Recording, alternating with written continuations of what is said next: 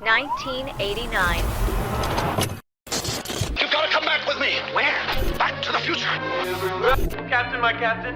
I shrunk the kids. I'm Batman. What? Junior? Oh, come on. There's always more. Yes! Yes! Yes! Strange things are afoot at the Circle K.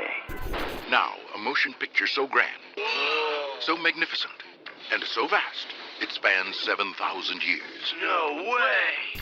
We're in danger of flunking most heinously tomorrow. A force from the future Can we go anywhere we want at any time? You can do anything you want. is putting history at their fingertips. Let's reach out and touch someone. They're traveling through time. Put them in the Iron Maiden. Excellent!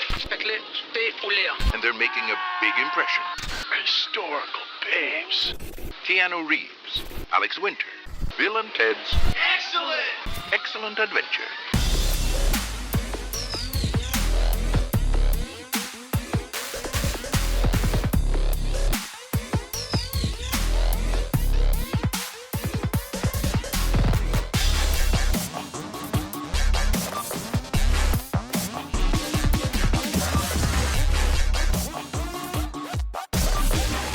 We're history. Welcome back to another episode of Quantum Recast. We're in like season, I don't know, whatever. I don't even know how we really relegate our seasons. Like by the year, I guess. Pretty much. It's pretty much just a year because we don't stop. We don't take summer breaks or anything. Like Yeah, we we're took pro a winter wrestling. break. There's no off season here. So, um, if we you're have there's no joining us- union for us. Yeah, that's true.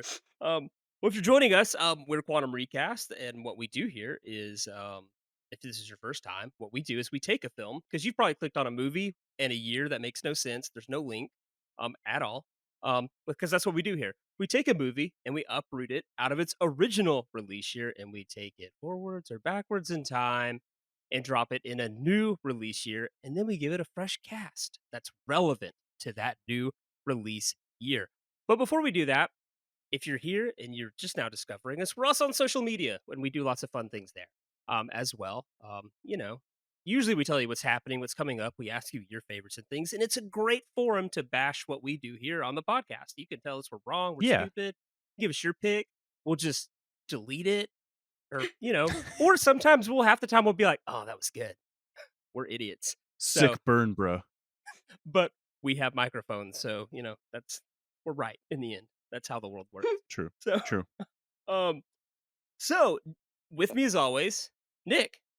Been here since the beginning, right? Hey, since day one. Yeah, for sure. Yeah. I think And so. then- Yeah. Joining us is Cass. Hi. From former episodes such as Friday the 13th. What was it? 2010. 2005. 2005. That's right. Friday the 13th, 2005, and then Scream, 1984. That was a Yeah. solid episode. It was a solid episode. So you've been here. You know how this works. This is great. You're going to be joining us for what is Bill and Ted's Excellent Adventure in 1998. Going a Woo. full 9 years into the future. Kind of 10. This movie's set on a shelf for a while. Almost. So Yeah. So- Yeah. It's fine. It's fine. the movie takes place in 88. So, fine. It works. It works. They filmed it in 87 to be like, oh, when it comes out, it'll be 88. Then it's set there forever. And it came out in 89. Everybody's like, why are we a year behind? This is odd. So It's a time travel movie, Corey. It's time travel. It's fine. Going in the future. so Going in true. the future? So true, so true. Well, before we dive into Bill and Ted's Excellent Adventure and the year 1998, has anybody watched anything recently that's worth noting, whether positive or negative? I watched Avatar 2, The Way of the Water. I'm Hmm. sorry. I know. It was 3.5 hours, but I got through it with friends. That's really the true way to do it. You just have to have friends, and you do the Toy Story thing and the end of that movie where you hold hands and just watch the impending doom approach you. Jesus. But no, I thought it was fine. I thought it was solid, honestly. I mean, James Cameron rarely misses. This is just another he's the king of spectacle. I mean, everything, it's a visually stunning movie. In terms of sequels, I've heard complaints from some people and some of our friends saying like, this movie's just setting up the next movie. And I think while like some movies like the second Independence Day and the second what's the robot movie that you love, Corey? The giant robots movie with Oh, Idris Pacific Elba. Rim. Like the second Pacific Rim, I think while those definitely are all about just building up this next movie, this one sits in its world and lives with its character. So it's not all just, hey, the cool stuff's going to happen next time. So I thought it was enjoyable, and I thought it was fine. So Considering your examples were Independence Day 2 and Pacific Rim 2, does that mean Avatar 3 won't happen? I think know. Avatar 3 is going to happen because it's already made $1.9 billion at this Okay, point. so we'll get I that think one. it's safe.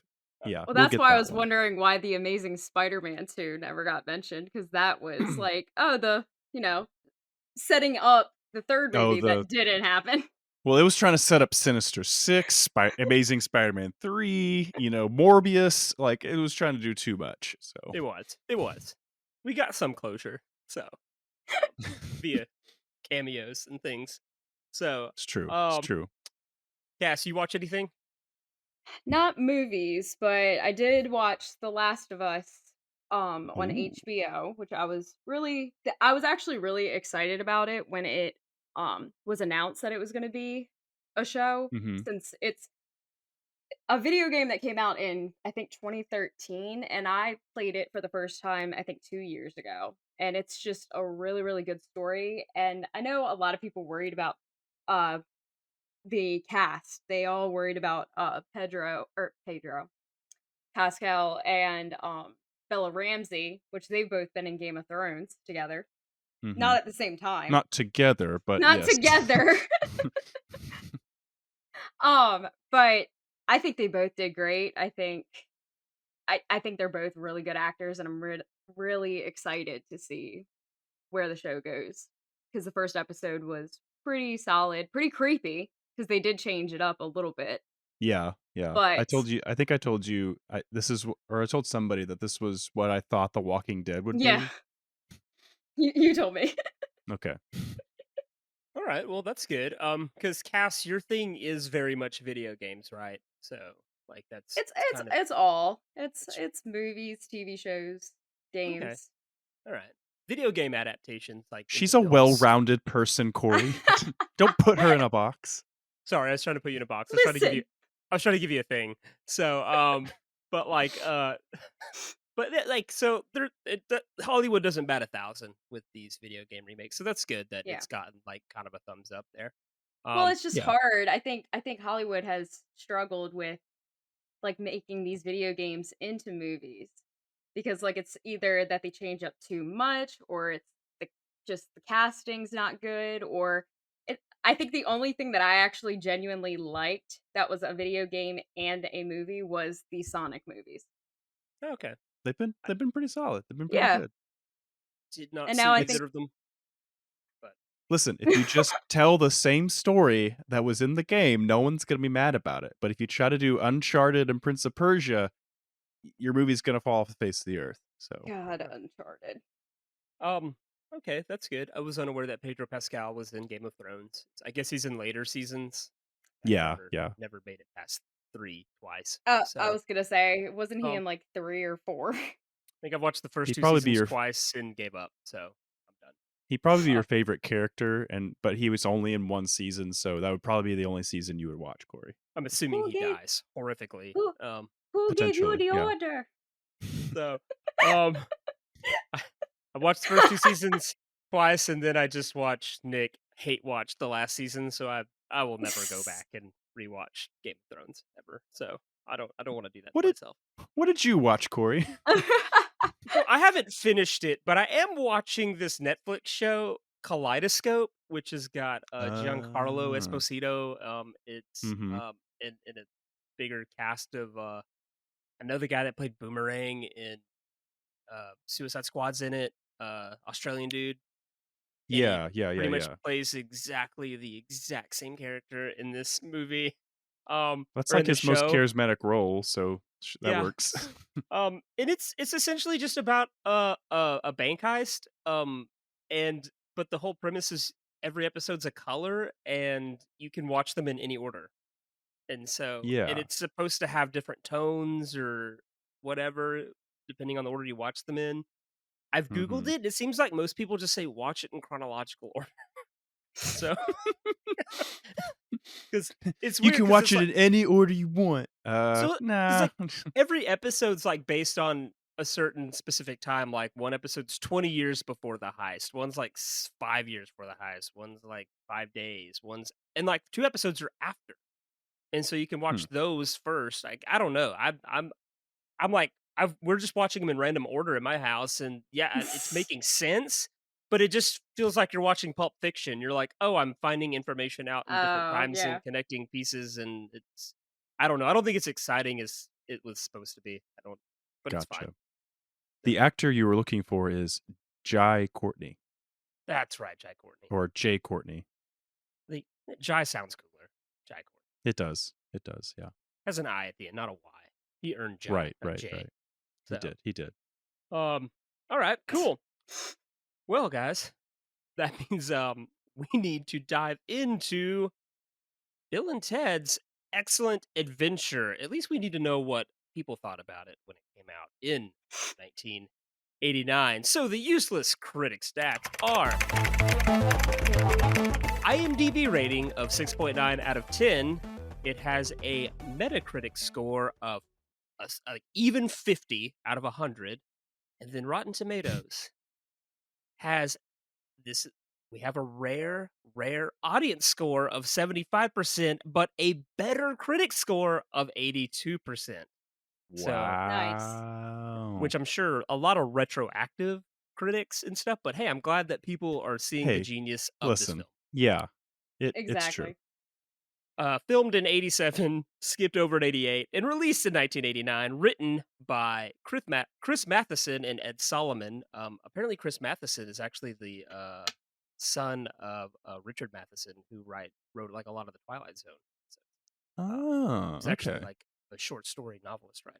A lot of his stuff became Twilight Zone episodes. Interesting. Starring Keanu Reeves, Alex Winter, and George Carlin, among many others. The premise is essentially, and my wife was dead eyeing me when I told her what the plot of this movie was last night when I told her I needed to watch it. Which, Oh, you know, God. it starts with, have you seen Terminator? And of course, my wife's like, of course I haven't seen Terminator. If you haven't made me watch Terminator, I haven't seen Terminator. I'm like, all right, it's like Terminator, right? The future, something happens and we need to protect it in the past. So I was like, these two guys essentially write music that creates world peace, but this guy has to come back from the future to make sure that they ace their history report or they'll get separated and I guess the world will end. And my wife is like, okay, I'm checking out. And she was pretty much on her phone the whole time while I just laughed hysterically because it's a great movie. So This is like when I try to like use movies to reference movies in my therapy sessions, and my therapist is not a movie watcher at all, and I was just like, I don't know how to relate to you now. I can't use normal things. Sports. yeah.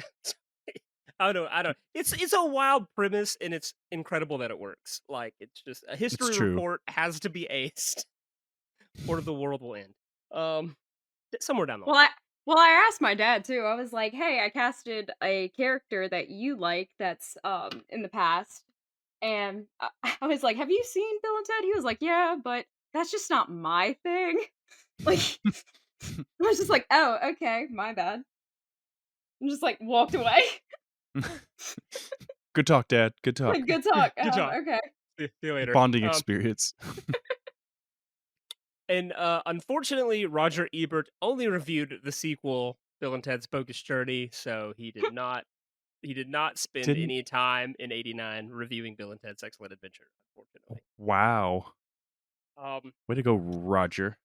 Yeah. Rude. What a jerk. Oh, I forgot to mention Letterboxd score of 3.7. I gave it a 4.5 right before recording. It did not bump it up to a 3.8 like I hoped. You got to give it the 5. That'll push it up. Got to get those numbers up. I know. All right, so we need though to really figure out what 1998 looks like before we just bring Bill and Ted's Excellent Adventure all willy-nilly in there. We got to see what the landscape is of 1998. Hmm. And the best way to do that is to look at the box office of movies released in 1998. And I'm going to emphasize released in 1998 because some Titanic nerds are going to get mad at me. Titanic was released in Oh, yeah, 97. yeah. Yes, it made the most money in 98, Chill. but not eligible for how we do things here. Released in 1998. And this is an incredible year. Number 10, Patch Adams. Number 9, Godzilla. Yeah, that Godzilla. Hell yeah. Number 8, Deep Impact. Number 7, Rush Hour. 6, Dr. Dolittle. 5, The Water Boy. 4, A Bug's Life. 3, this one shocks me the most, There's Something About Mary. Number 2, Armageddon. And number 1, Saving Private Ryan. That is the top 10 of 1998, which kind of all over the place. It's got variety. It's got you laugh, you cry, you root for Bruce Willis to blow up an asteroid, and there's a terrible Godzilla movie that we hate to love. So we're still hanging with Adam Sandler, yeah, or we ditch him for a while, but we come back to peak cinema. Yeah, it's a wild. I think it might be the most diverse top 10 we've seen. It might be very well, and the fact that the Oscar winner's at the top of that. What? With Spoilers? Spielberg's. Oh, excuse me. Sorry, we haven't put on our bow ties yet. Oh, so excuse me. Strike that. Reverse. We're it. on the red Rewind. carpet. People are taking pictures of us, and Nick's just yelling out, "Saving Private Ryan wins." Who is this madman? How does he know the future? Oh Like we just walked out of our phone booth time machine and just like you can all go home. Nick, would you like to just speed on up to 2021 or 2022's Oscars and tell everyone they can leave after Will Smith slaps someone? Guys, it's all over after this. It's not interesting. Just go. Yeah. We just all stand up, and go, nothing happens after this. I mean, he wins, but you can watch that. I guess. Oh. If you're a completionist or something. Yeah. So, all right. So let's head into the Oscars. So, what you don't know is Best Actor in a Supporting Role went to James Coburn for Affliction. Best Actress in a Supporting Role went to Dame Judi Dench for Shakespeare in Love. Oh. Best Actor in a Leading Role went to Roberto Benigni for Life is Beautiful. Yeah. Sorry. And then Best Actress in a Leading Role went to Gwyneth Paltrow, Shakespeare in Love. And I guess let's look at the nominees for Best Picture. This is pre-Dark Knight, so we only have 5 choices here. While we're spoiling things, I'm just going to tell you right now. 2 of them are twin films that we'll get to next. Oh. Okay. Nick, you didn't blow it. You got it wrong. I didn't blow it. I got it wrong. Yeah. I remembered as we were going through as the winners. I was like, oh, that's right. Because who was the winner, Corey? So the nominees were the Thin Red Line, Saving Private Ryan, Life is Beautiful, Elizabeth, and then the winner, disappointingly, was Shakespeare in Love. So I believe this is one of the top 3 most controversial wins behind what am I thinking of? Driving Miss Daisy, and then this one's in that category too of wait, why did the feel-good little period comedy piece beat Steven Spielberg's opus? What happened here? Very true. Very true. Oh God. No one destroys a tank by shooting a pistol into its turret in Shakespeare in Love. So it's true. It's true. Which I don't know. The Oscars need to go back in time, and every time Harvey Weinstein's name comes up, they should just take everyone's Oscar away and give it to someone else. So this is where they It's not all of their fault. Just don't let Weinstein have anything. That's true. There's definitely like 5 producers on this film. They can keep their Oscars, but they should Yeah, divorce Harvey Weinstein. They should go take his back. He's they're Listen, sitting if the somewhere. college football world can do it, so can the Oscars. All right. It's true, and that's like theater kids. That's right up their alley. Go take someone's award back. Exactly. Yeah. Be Yeah. real sassy about it. All right, Mhm. twin films. This is wild. Okay. Hollywood was out of ideas in 1998. Relatable. Continue. So, first of all, this is the year of the 2 Steve Prefontaine movies, Prefontaine and Without Limits. One was Billy Crudup, the other was Jared Leto. Oh. We had A Bug's Life, and then Ants, starring Woody Yeah. Allen. For some And reason. Sylvester Stallone. We have, and both of these movies were in the top 10 of the box office. Deep Impact and Armageddon.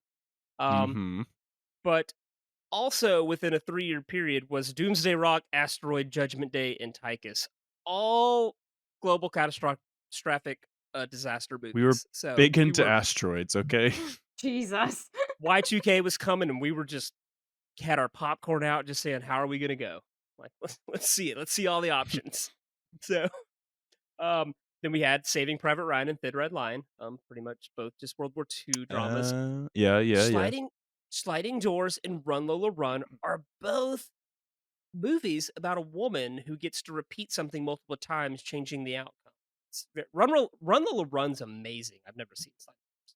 So, we both have Nick, you'll appreciate one. The Curve and Dead Man on Campus. Both films involve college students attempting to utilize pass by suicide. What? You've never seen Dead Man on Campus? No. It's got Zach Morris and the drummer from That Thing You Do. Yeah, and they're both yeah. failing college, and they find in the bylaws that if your roommate kills themselves, you get straight A's. That's right. Oh my god. They made Wait, two movies had this idea? Yes. The other one had Matthew Lillard. So,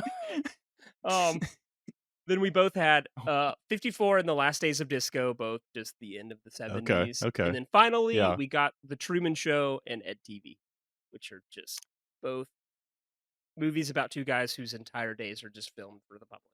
So I've seen Truman Show. I've not. I don't really know if I'll ever watch Ed TV though. Sadly. Ed TV is just Truman Show with Matthew McConaughey.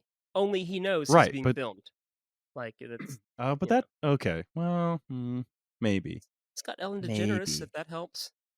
that doesn't help. I was gonna say you did not sell. That would have helped. That would have helped in 1998. Woody Harrelson also is in Ed TV. So Okay, all right. There you go. There maybe you go. more your bag there. You say yeah. So we do these 3 categories to try and figure out the cinematic landscape. In 1998 was all over the place. I don't even know how to define it.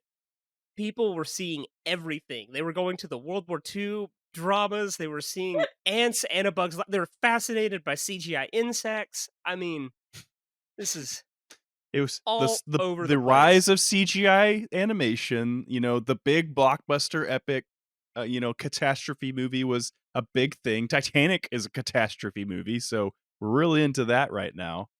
And then, a lot of Oscar bait things people are actually going to watch it because they're still kind of feel good things at different points. You know what bums me out is that The Wedding Singer came out the same year and underperformed The Waterboy. Wedding Singer. Wow, is that's such a better movie. true.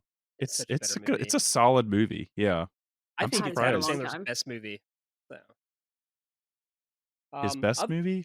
I think It's I'd been have a to- long time since I've I'd seen have it. to think about that. Yeah, I it's mean, good though. It's solid for sure.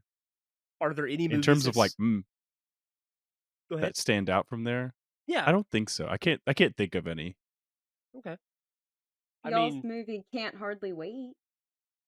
so Oh, that's right. That can't. so well, good. Grease had a re-release this year. I went and saw it in theaters.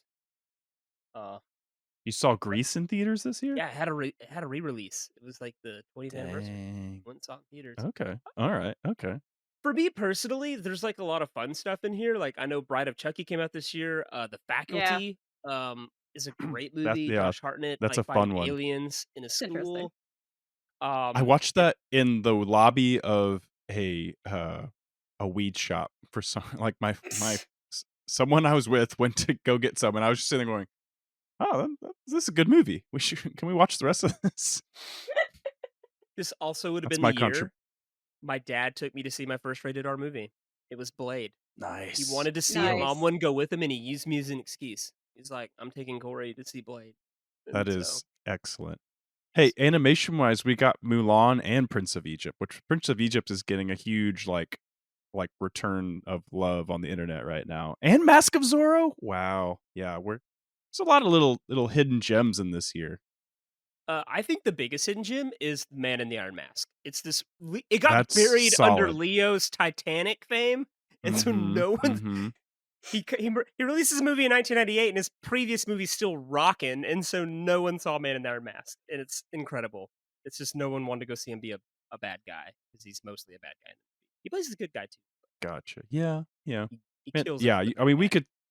we could sit here and look at and just keep naming movies, but there are quite a few just like under the top 10 that are really great and have kind of been forgotten to time a little bit. Oh, for sure. I mean, For sure. once Bride of Chucky was mentioned, I was like, wait. As bad as that movie technically is, I love the movie. I think it's great. I think that I was think it's the. great. I think it was the last good Chucky movie myself. But Well, that's because it got weird after Seed of Chucky.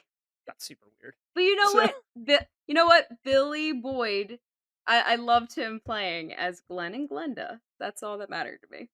yeah, but Just that's how you're gonna that. follow up being a hobbit in one of the most famous movies of all time, like trilogies of all time. Is you're gonna go to voice Chucky's effeminate son? That's Billy that's why we don't see Billy Boyd anymore. actually, and he actually did that role again because Chucky became a series, so he was able to voice that character again. And I was actually like fangirling a little bit.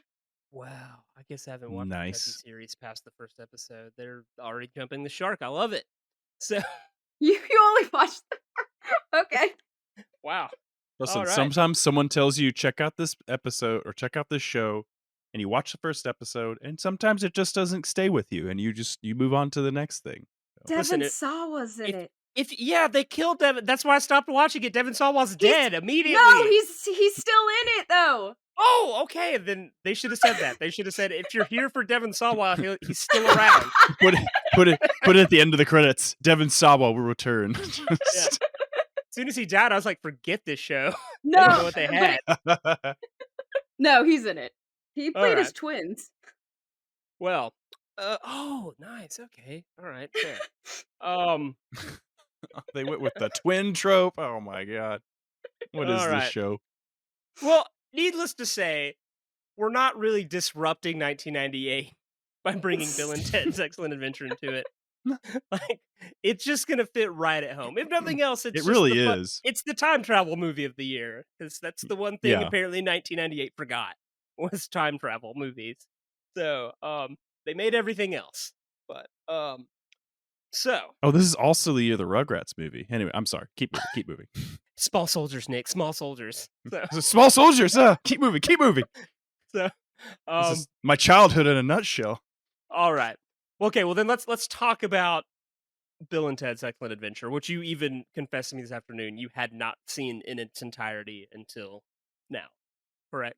Until like a week ago. Yeah, Yeah. for sure. Yeah, I think it was on TV or somebody else would be watching it in the house, and then this is the first time I sat down and watched it beginning to end. And I have to say, it's great. It's really good. Yeah, I already knew it was good, but I was like, oh, this is stellar. This is pretty top notch.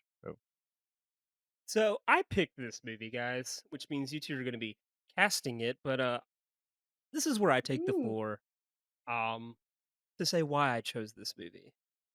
Yes, And Corey, please tell us. simply Yeah. put, it was time. We're a few years into this podcast. It's literally the logo of our podcast. About halfway through the movie last night, my wife did go, "Oh, that's why you have a phone booth on your thing." I was like, "Yes, And it's you've just you've just let that go and never questioned it. Okay, I appreciate that. I appreciate that. You just all right, but now you've linked it together and you know why. So because it is my favorite time machine. Which interestingly enough, the original time machine for this movie was supposed to be a van, and they thought that would be too much like Back to the Future. Back to the Future. So they Okay. just ripped off Doctor Who. They just said, you They know could have. what? Listen, the Back to the Future was supposed to be a fridge, so they just flipped. They did the opposite thing. They're like, okay, this thing's stable. Let's just we're doing a car. They're doing a car. Let's back to a stable object. Okay, time machine. Payphone. Got it. And now there are none, but it's fine. So yeah, that's true. That's true. I wonder if they still have payphones in England because of Doctor Who. Like They do. They okay, do fair. actually. Yeah, you were just You I have- recently there. That's Yeah. correct. can confirm there I was gonna say. there are some in England. Like I was there like 10 years ago, so they were there when I was there. So, but lots happened. Do you think if we recasted it in 2012, the theme song could have been "Payphone" by Maroon 5? Well, It naturally. probably would. There would have been weird timing. Adam Levine would have been like, I guess you guys can use this. I had no idea this was happening. His producer's just like, hey, that's a great song you wrote for that movie. What movie? He's like, I have one. He's like, I have one request. I'm playing Beethoven, and this movie's all about Beethoven. It's all about me. And They're like, we gotta cut it, guys. Sorry. Oh get my out of god. here, Adam. So, that mainly I just picked the movie because it's a fun movie. This is our season premiere.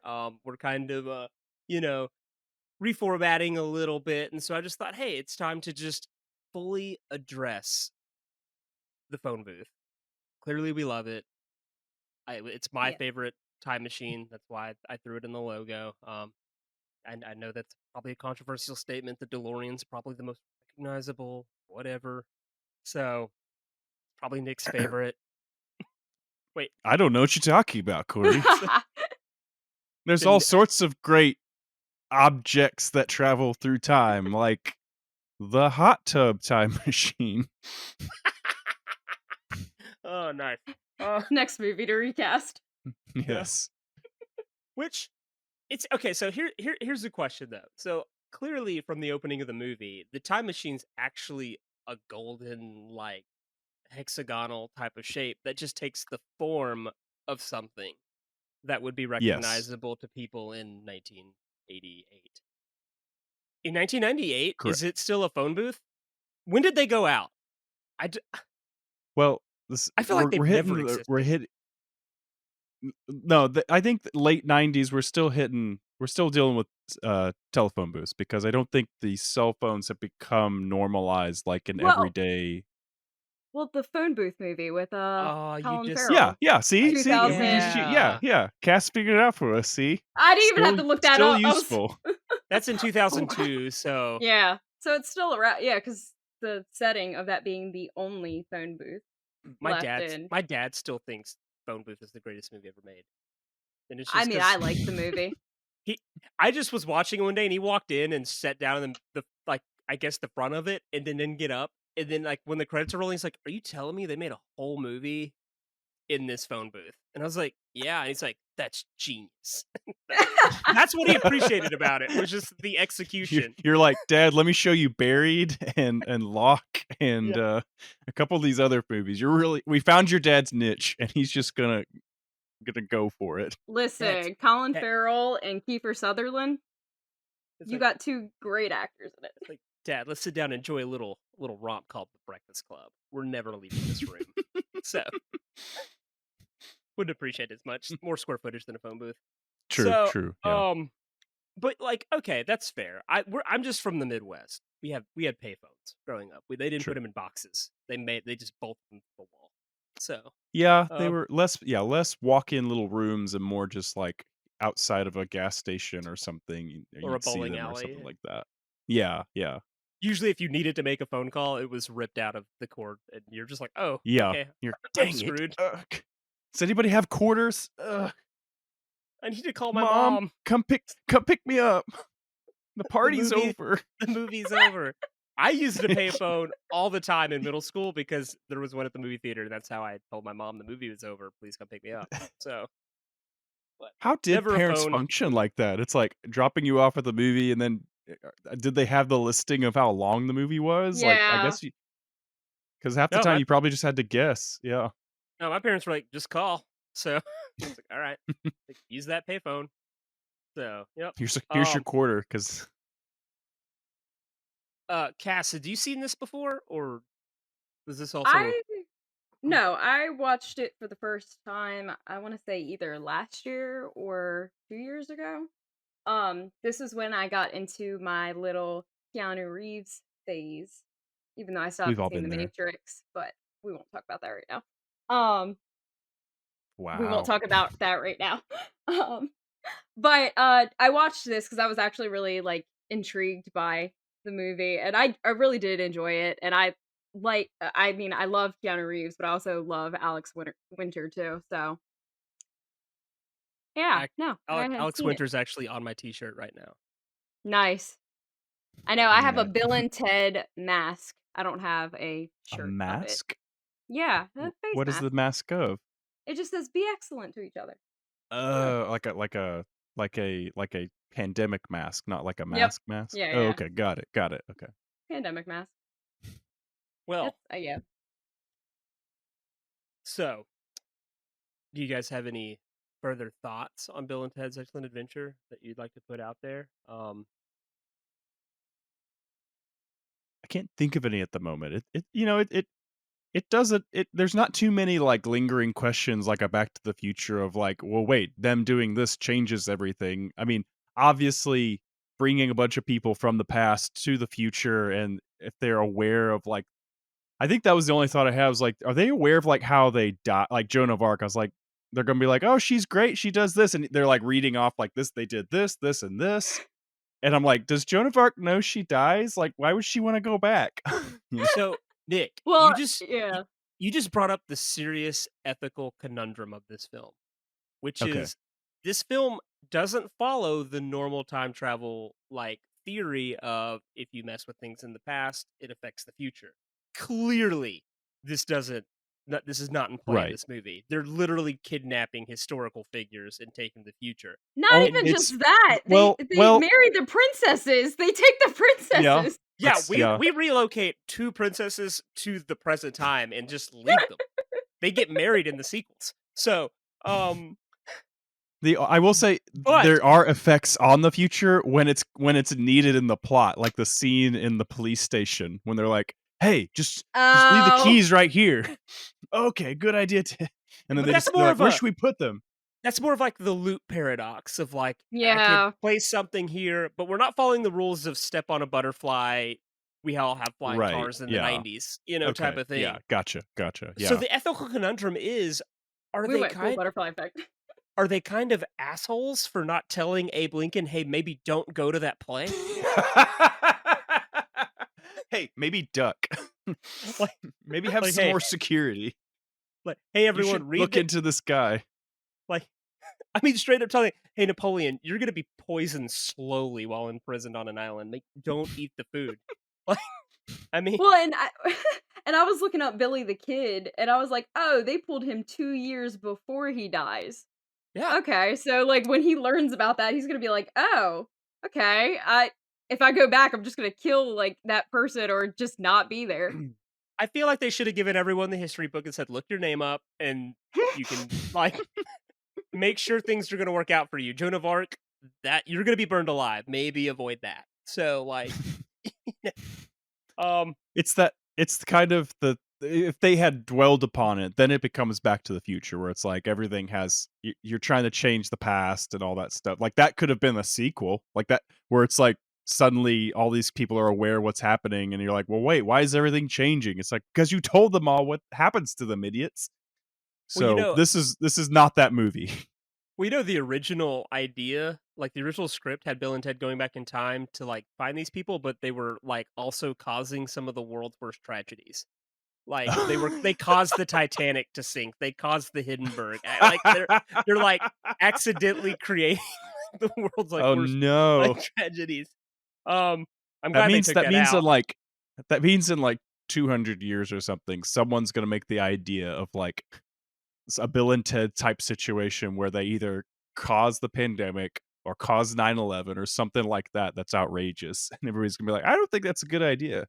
Well, like, I'm glad they took that out because that's more of like the plot of a Beavis and Butthead like Yeah. movie. Yeah. That's which, more in line with them. And I was trying to explain this to my wife. I said the reason Bill and Ted are great is that they're not idiots per se. They're philosophical idiots. Like they're actually Mhm. intellectual morons. Like Beavis and Butthead are just idiots. They're just morons. They're Mhm. stupid. But like the way that they chose to make them like they like integrated like they have that thick California accent and dude and bodacious, but they also Yeah. don't use contractions and they like always speak in complete sentences and like it's like they have a very intellectual way of speaking but mixed in with being an idiot.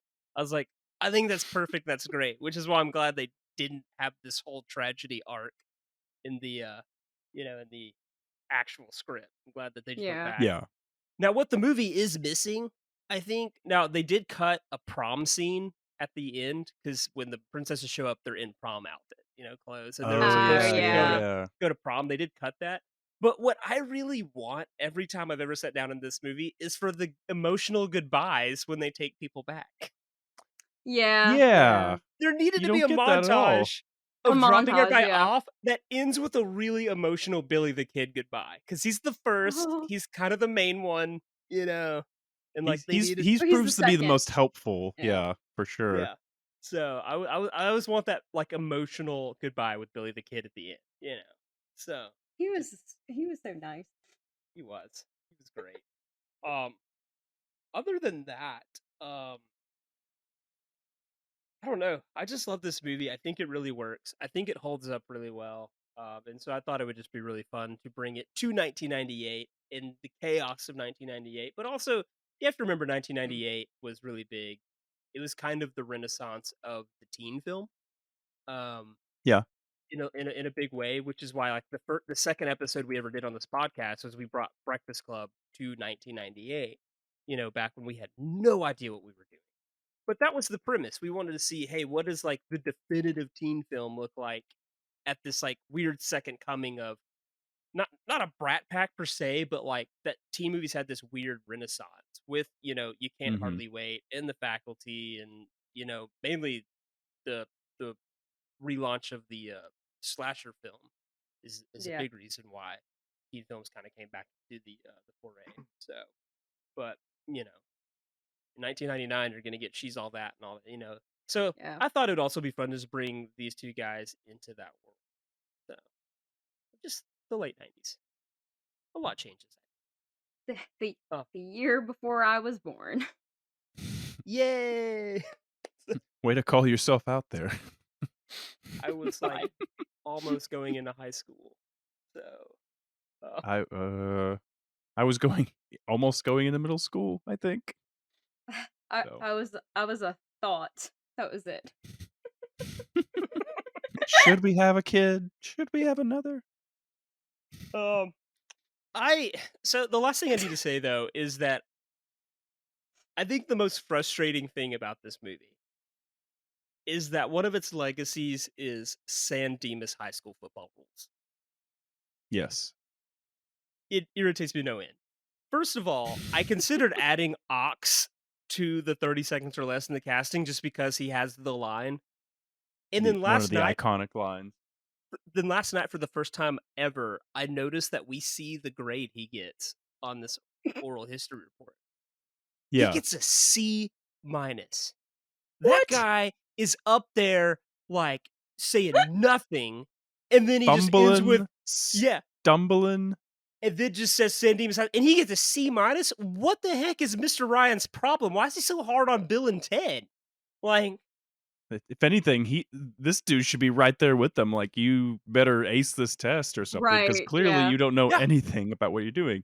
He's And just then another jock that's getting the easy way out because his mom and dad were on the booster club, and Exactly. they know the principal. It's all a crap. It's just garbage. He's starting offensive lineman with a free ride to college, and so he's got to get the grade to play. And so Mr. Ryan's just told, give him a C.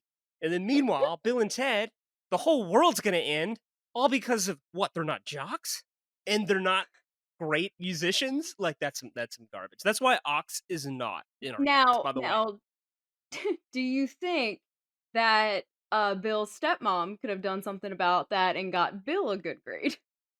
I mean, Because there was a technically, whole moment where she was She like, "Oh, like Mr. Ryan's class," and they're like, "Yeah," and she's like, "Tell him I said hi," and then like she like sits beside him, like at like like Oh, yeah, when they yeah, were yeah. doing the presenting, and she's just like waves at him and stuff, and he's just like he looked concerned, like he didn't even well, look like he was.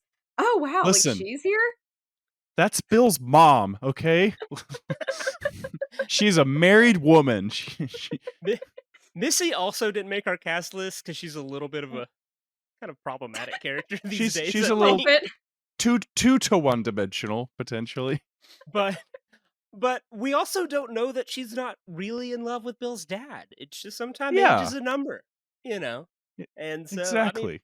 I think they're still together in the sequel. So I mean, She had her it's time she had her fun times, but she said, you know what? I want to settle down with a nice, I want a respectable man, guy. not a And boy. That's yeah, all it was. yeah, And so I that's want this guy. He's got a job, great house, a good son that's good 3 for you, years Missy. younger than me. Good for So you. You knew yeah. what you wanted and you got it.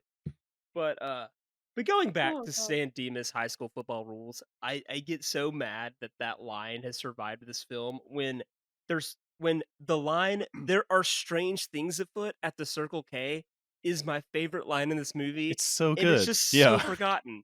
It's so forgotten. And it just goes back to that character of like they're actual intellectual morons because he uses the word afoot. Like It's a it's Shakespeare line. it is.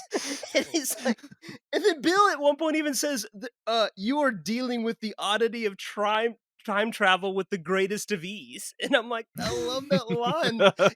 These characters are so well written, like because Do of you just think that the. somebody wrote this as like they were with them not having the California accents? And then it's like the writer walks into the theater and they're just and he's like, I had them as like these smart intellectual nerds, and you've made them rockers, West Coast rockers, That's They don't even know how potheads. to play yet.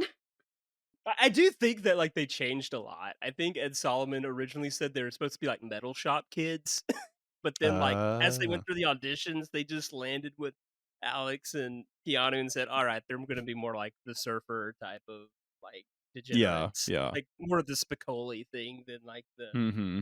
So, but I think it's good. I think it's good. I think it's fun.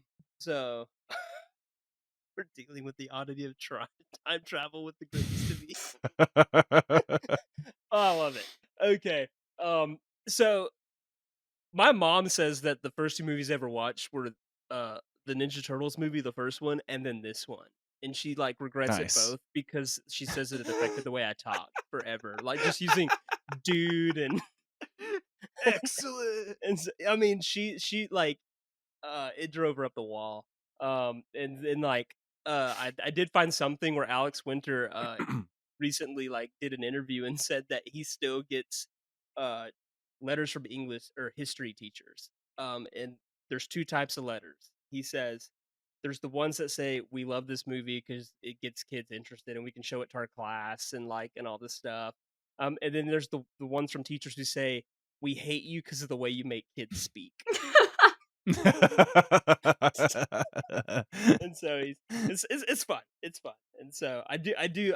My mom hates this movie for that reason. Anytime she sees it, she's just like, "Oh, I let you watch this when you were a kid, and then you said dude for 10 years." I'm like, Shut up, Ted. I still say dude. Um, uh, one of my most used words actually. All right. Okay? So we've Bill and Ted, great movie, great movie. And we're going to 1998. Are you guys ready to cast this thing? Are we ever? I mean, I am. I I don't know if am. Cass is. Oh, you are? Okay. All right. Just Yeah. checking. Because No, I guess not then. Oh, I okay. mean, we've discussed that payphones are still around, phone booths are somewhere. So I don't know that the movie changes a ton. We still haven't gotten into like the cell phone era, like where it's just a cell phone or something. It's still I feel Mm-hmm. like the world in 1998 is still analog enough that I don't know that the movie All right, changes. so here's what sets sets it in place perfectly, Corey. But Cass won't get this because she hasn't watched The Matrix. There are payphones in The Matrix, and 1999 is a very important piece of traveling for those characters. So That is not going to be the theme that I've not seen The Matrix. Do you think Keanu brought that up on the set of Matrix? It's like, guys, I've made this movie before. So, I know what I'm doing. I know the numbers, guys. guys, I've got this. I'm kind of sad there's not an outtake in The Matrix of Morpheus and him and Carrie Ann Moss just Oh popping my into a God. phone booth. Okay, cool. Then I say we move on and do what we do here. 1998. Every man I kill, the farther away from home I feel. You understand the words that are coming out of my mouth? But did you see what you... Remember when Bobby Boucher showed up at halftime and the Mud Dogs won the Bourbon Bowl, do you? You have arrived. But before we do that, guys, you have rules. I'm the director. I chose this film, which means you've both prepared cast lists that I've sent you. And you're going to each pitch me your choice for respective roles. We'll speed cast a lot of the... we do have a segment called 30 Seconds or Less, in which we'll speed cast a lot of the more minor characters, but then we have an up-top cast that we'll go into more detail on. But you guys couldn't just go willy-nilly on that top cast. You guys just can't be handed... There were rules, okay? Yeah, unlike this movie, there's actually rules in place for time travel. There's consequences for our actions. And we respect those rules. And so, rule number 1, anyone you casted in Bill and Ted, Excellent Adventure, 1998, must be alive in 1998. Can't bring anyone back from the dead. They have to be alive and breathing in the year 1998. Rule number 2, anyone you cast must be active. They must already be in the profession of acting in 1998. Can't go discover someone that gets started in old 1999. They have to. We define that here as having at least one IMDb credit in 1998 or prior to. Rule number 3, anyone you cast in Bill and Ted 1998 must be free. They cannot be incarcerated. They have to be able to show up to the set, essentially. So, I guess in 1998, this would probably be the Robert Downey Jr. rule. I was thinking that. Yeah. Not free to show up on set here. Though I do think he released a movie this year. Weird. I need to look up Robert Downey Maybe he Jr.'s got out. He time filmed in it jail. in 97, got released Oh, in okay. 98. All right. Fair. They had him in cuffs. They uncuffed him and said, "All right, there's your movie. You're free to go." It's weird. I just know that RDJ went to jail, but I really don't know what years he was in jail. I just know he was there at some point. And so, Same. maybe in 1998 he was out. And then the last rule, there are consequences to just choosing these actors, which means any actor you choose to cast in Bill and Ted's Excellent Adventure 1998 loses all major acting credits in 1998. They cannot, we don't include TV or Broadway or production, anything like that, just their major film roles in 1998. Got it. So, choose character. Fun fact: 1997 is when he was given a 6-month jail sentence, and then it says received a prison sentence in 1999. Oh. So I don't know. So he's if free that- right now. Yeah, I guess, sure. You just have to be taking him out of 2 girls and a guy. I believe that's a movie made this year. I've actually seen it. It's okay. Don't know that I would die on it. So he's free. I say RDJ's free. I, as the director, however, have 2 power-ups because I don't trust you two, and I love this movie. It's near and dear to me That's so much that Alex Winter's on my t-shirt right now. So my 2 power-ups are the old switcheroo, which at any time I can switch any actor that's on the board in their respective roles. You know, that's a little Right. hindsight, retrospective. I'm looking at the cast and just something doesn't sit right. I can fix it. And then the big one is at any point during the casting of a character, I can only do it during the actual casting of said character, I can override both your choices and put mine in. I can only do that once. And so I have to choose character. It's going to be kind of tough because I got quite a potential backups on the board in case you guys blow it. Dang. So, really hoping you don't. 'Cause I'd like to make sure that Bill is not messed up. I have confidence in Ted. I have confidence in y'all's ability to get Ted right. I don't know if I trust you guys to get Bill S. Preston Esquire. Correct. So, Yeah, I'm confident. so we will start with our 30 seconds or less cast. I don't know. No. There should Nick. be a tab at the Nick, bottom. stall. I know. Stalling. Got it. Hello, No, my baby. no, I got it. Hello, my. Okay. No, I was trying to apparently type something. It's like, no. Okay. Oh, okay. So we're Okay. gonna start with our 30 seconds or less, which no rules here. It's just because we like these characters, they're fun, but they're not really in the movie a ton for us to have like really great conversation on. And we're gonna be controversial here. A lot of the Time Machine historical figures are at the bottom of the list, but we just didn't feel like, they're worth the conversation. Some made it to the top, some made it on the bottom. You can send us your hate mail at Instagram.com/Quantum Recast. At Quantum Recast, yes. Yeah, At Quantum there you Recast. So, and we'll take it in stride.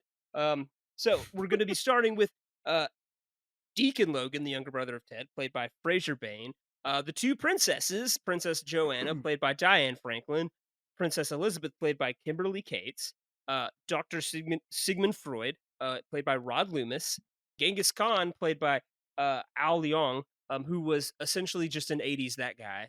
He's in Die Hard. Yeah. Mm-hmm. He is. That's what I know him from more than anything. Abraham Lincoln, played by Robert B. Varon, who's played Abe Lincoln more than once. And the three most important people in the world, played by Clarence Clemens, who is actually the saxophone player for Bruce Springsteen's E Street Band and did the solo on Born to Run. So, yeah. You also said Joan of Arc. You said Joan of Arc too, right? Oh, I didn't say Joan of Arc. I'm sorry. I skipped Joan of Arc. I got really excited about the Abraham Lincoln thing.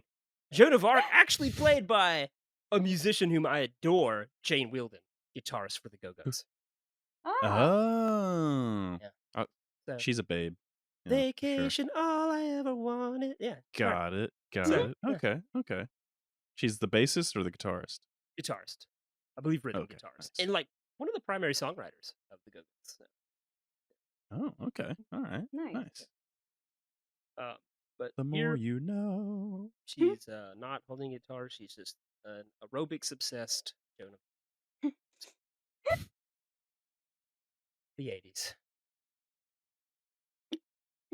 Aerobics in the mall. All right, guys. So what's going to happen is I'm just going to yell out the name. Cass, we're going to let you go first. Okay. So whenever I say a name, you just give me your choice. Nick, you give me a choice, and then I will speed cast it.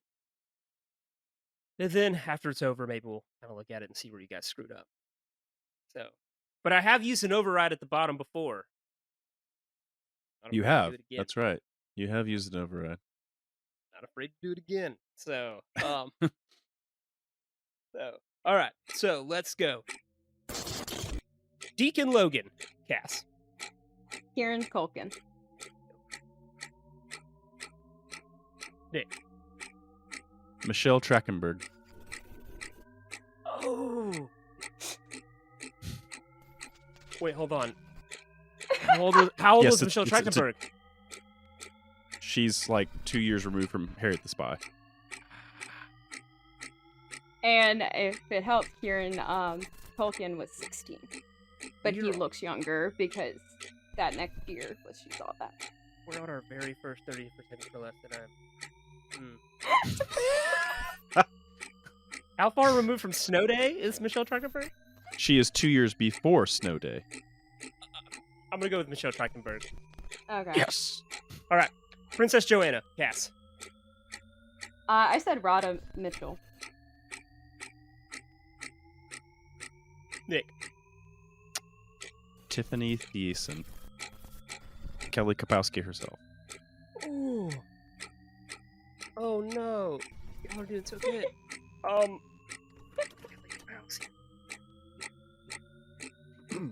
Yeah, I gotta go Kelly Kapowski. I have to. Nice. Cool. Princess Elizabeth, Cass. Liv Tyler. Yeah, Nick, I don't. What's your dumb choice? Claire Danes. Yeah, Liv Tyler. Wow. So, Dr. Sigmund Freud, Cass. George Carlin. Interesting. Oh. Wow. Okay. Nick. Kelsey Grammer. Kelsey Grammer. I have his name written down. So Nice. Oh, nice. Nice. I Nailed did write it. a lot of names down here, though I don't plan on overriding any of them. But Kelsey Grammer. Nice. Right there. Yet. Freud. So, all right. Genghis Khan, Cass. Pat Morita. Mr. Miyagi himself. Oh wow. Okay. He has all right. returned. Mr. Miyagi. All right, Nick. Who do you have for Genghis Khan? Bolo Young. Bolo Young. I had Robin Chow. I'm gonna go Bolo Young. I think Mr. Miyagi. Genghis Khan didn't live to be past 60. So Okay. I don't know if Pat Morita's gonna play that young, 98. So Beethoven, Cass. David Bowie. Oh.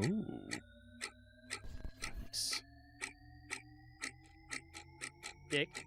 I'll take your David Bowie and I'll raise you John Bon Jovi.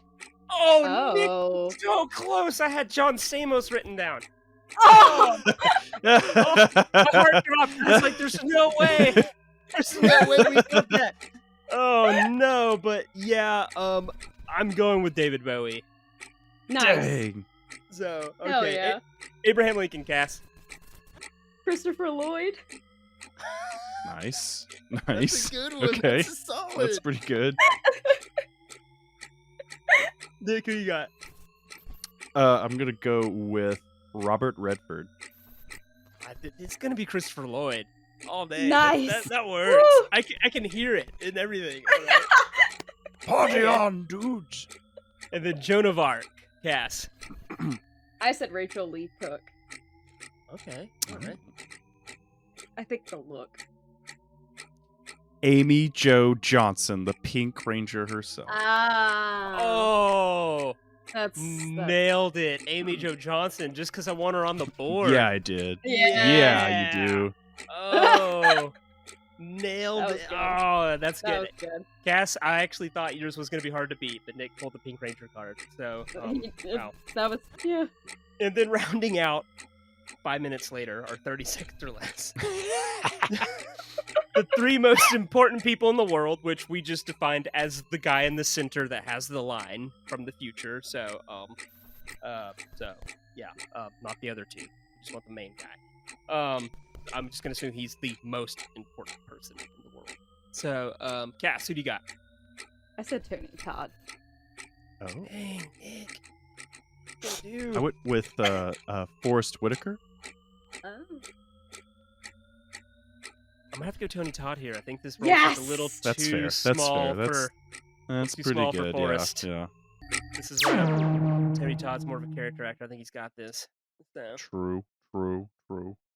You know, Nice. what we didn't discuss is like how. So the future in a 1989 movie looks really 80s. What's a 1998 future look like? Like it's just a lot of baggy pants and. like the future that George Carlin takes them to, or they go to, where they find out that they're. Where the three most important people in the world are. Because it's very Well- 80s, obviously. Well, the 90s, it would be like super depressing normally. Like it'd be like the Matrix, where it's just like it's like trash and everything's awful. But this is like Oh not my that. This is like God. the future is nice and it's pristine and good. So I guess it'd be like, I don't know. You could go like the Pleasantville, like Truman Show route, where everything's just nice and like We like went back to the 1950s, 50s. like- yeah, it's just gone that way. We're about to Oh. hit that. We're about to hit that turn of the millennium thing where everything's bright and neon and stuff anyway. So maybe Oh my that's the direction god. that they go. It's It like just looks like a Britney Spears music video, an Nick, if NSYNC we video. Nick, if we go your way, it's like Scientology was right because that's like the outcome I of would- that- Scientology. I was that trying it to just do goes that. back to the I mean, 50s. Yeah, it's that weird late '90s like commentary on society thing. But you're right. But Oh. I It think can't in look this, like. But I it mean, would it look can't. like it. Go ahead. It would look like a Britney Spears NSYNC music video. It would be bright colors, everything's like more futuristic and neon and shimmery and stuff. Yeah, I was just thinking. For some reason, I just couldn't get past baggy pants and red New York Yankee hats. That's not. We still have like about a year till that hit. Or no, Oh. Limp Bizkit came out like with. I think their first album was this year. So. Yeah. So okay. Yeah. But you're right. It can't look like a Trent Reznor video, like it or Right. No. things That's didn't go right. that'd be early '90s maybe. But this is we're. Well, no, I'm just saying we're like feeling that. good. I think it becomes a Trent Reznor video, David Fincher film if Bill and Ted get separated. Like, Yes. and they don't pass their Instagram report. They see the dark timeline. So- we're So, have either of you ever seen the music video of "Man, I Feel Like a Woman" by Shania Twain? Yes. where she's wearing like the It's leopard that, print. it's that setup. Got it. Really oversaturated. With Shania Twain is yes. She's there. They pop up and it's just and it's like, whoa. Shania Twain, excellent. Wow. Awesome. Okay, Man. fair enough. All right. You guys nailed Oh. the 30 seconds or less pretty well. I'm pretty proud of it. So that brings us to the top, where we will go into a little bit deeper discussion on these particular characters. I'll give you chances to really sell me on your casting choices here. But the rules come into play here. So choose wisely. And our top cast will include Socrates, Billy the Kid, Napoleon Bonaparte, Mr. Ryan, Captain Logan, Rufus, Ted Theodore Logan, Bill S. Preston Esq. All right. So we're starting at the bottom with Socrates. Nick, rules are if you didn't go first at the bottom, you get to go first now. So Man. yeah, that rule sucks because you never want to go first up top. So You're like, oh no. What have I done? So Socrates, which is the father of philosophy, is kidnapped from ancient Greece by our heroes Bill and Ted. He is played by Tony Steedman, better known for Babylon 5, and he had a little bit of a small role in Scrooged. So Mhm. I believe he was one of the homeless people. So Yes.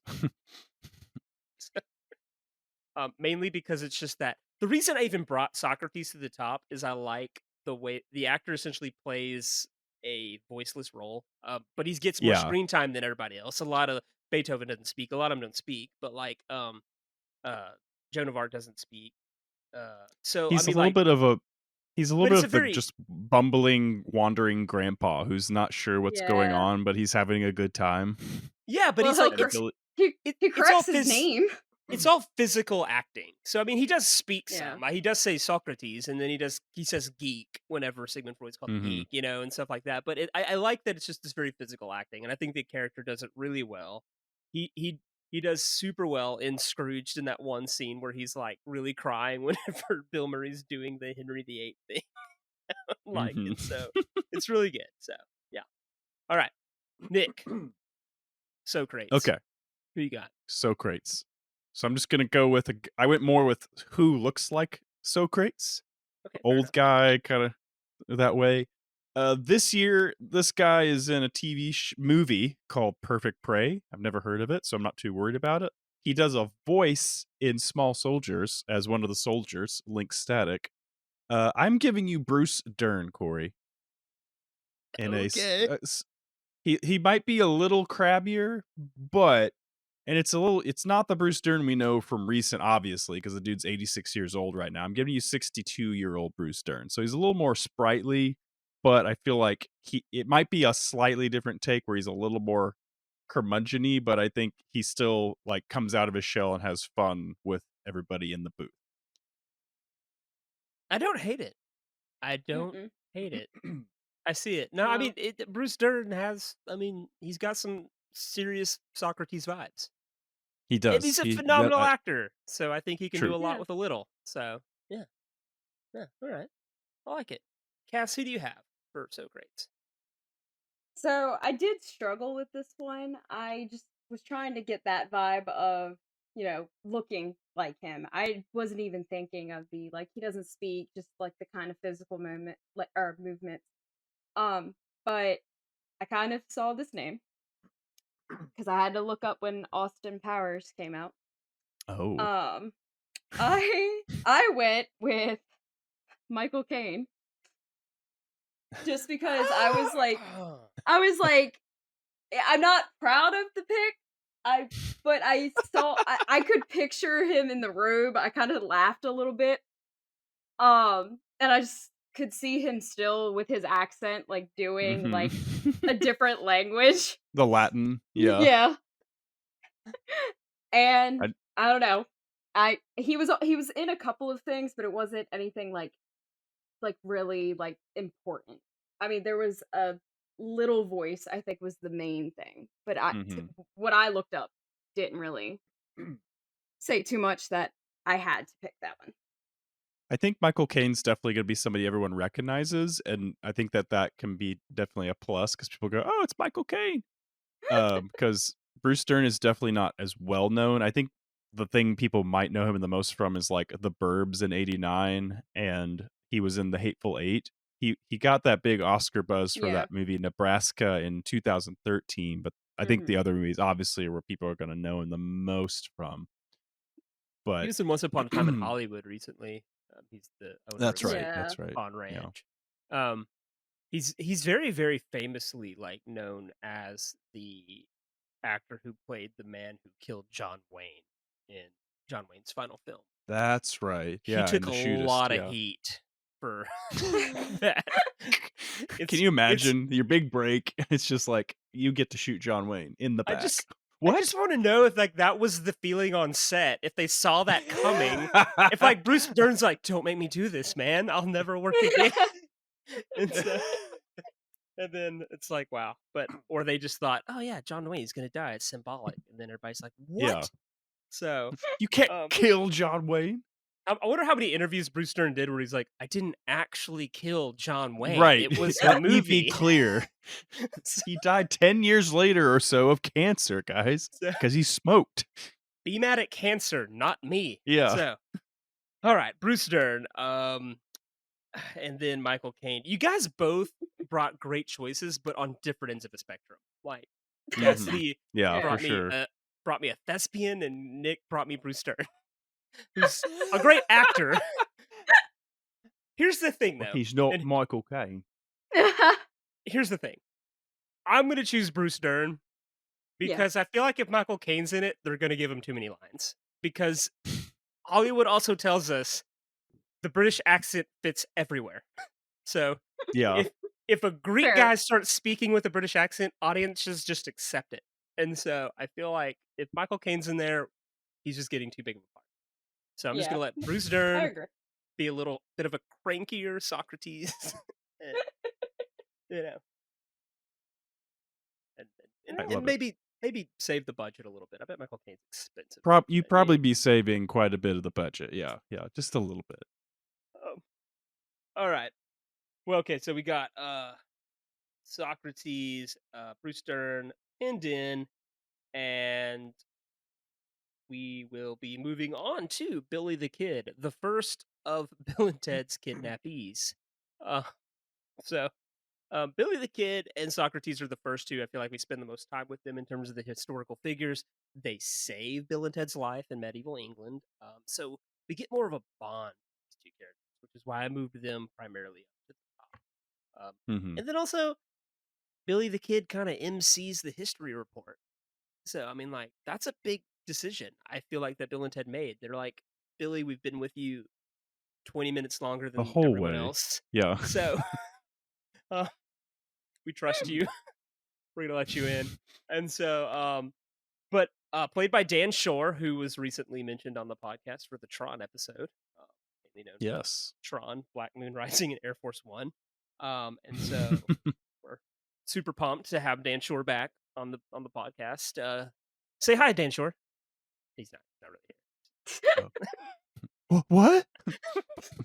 So, but yeah, Billy the Kid. It's funny that you mentioned Dan Shore, cause whoa! So, oh my god! What was it like? Hey, so here's my question though.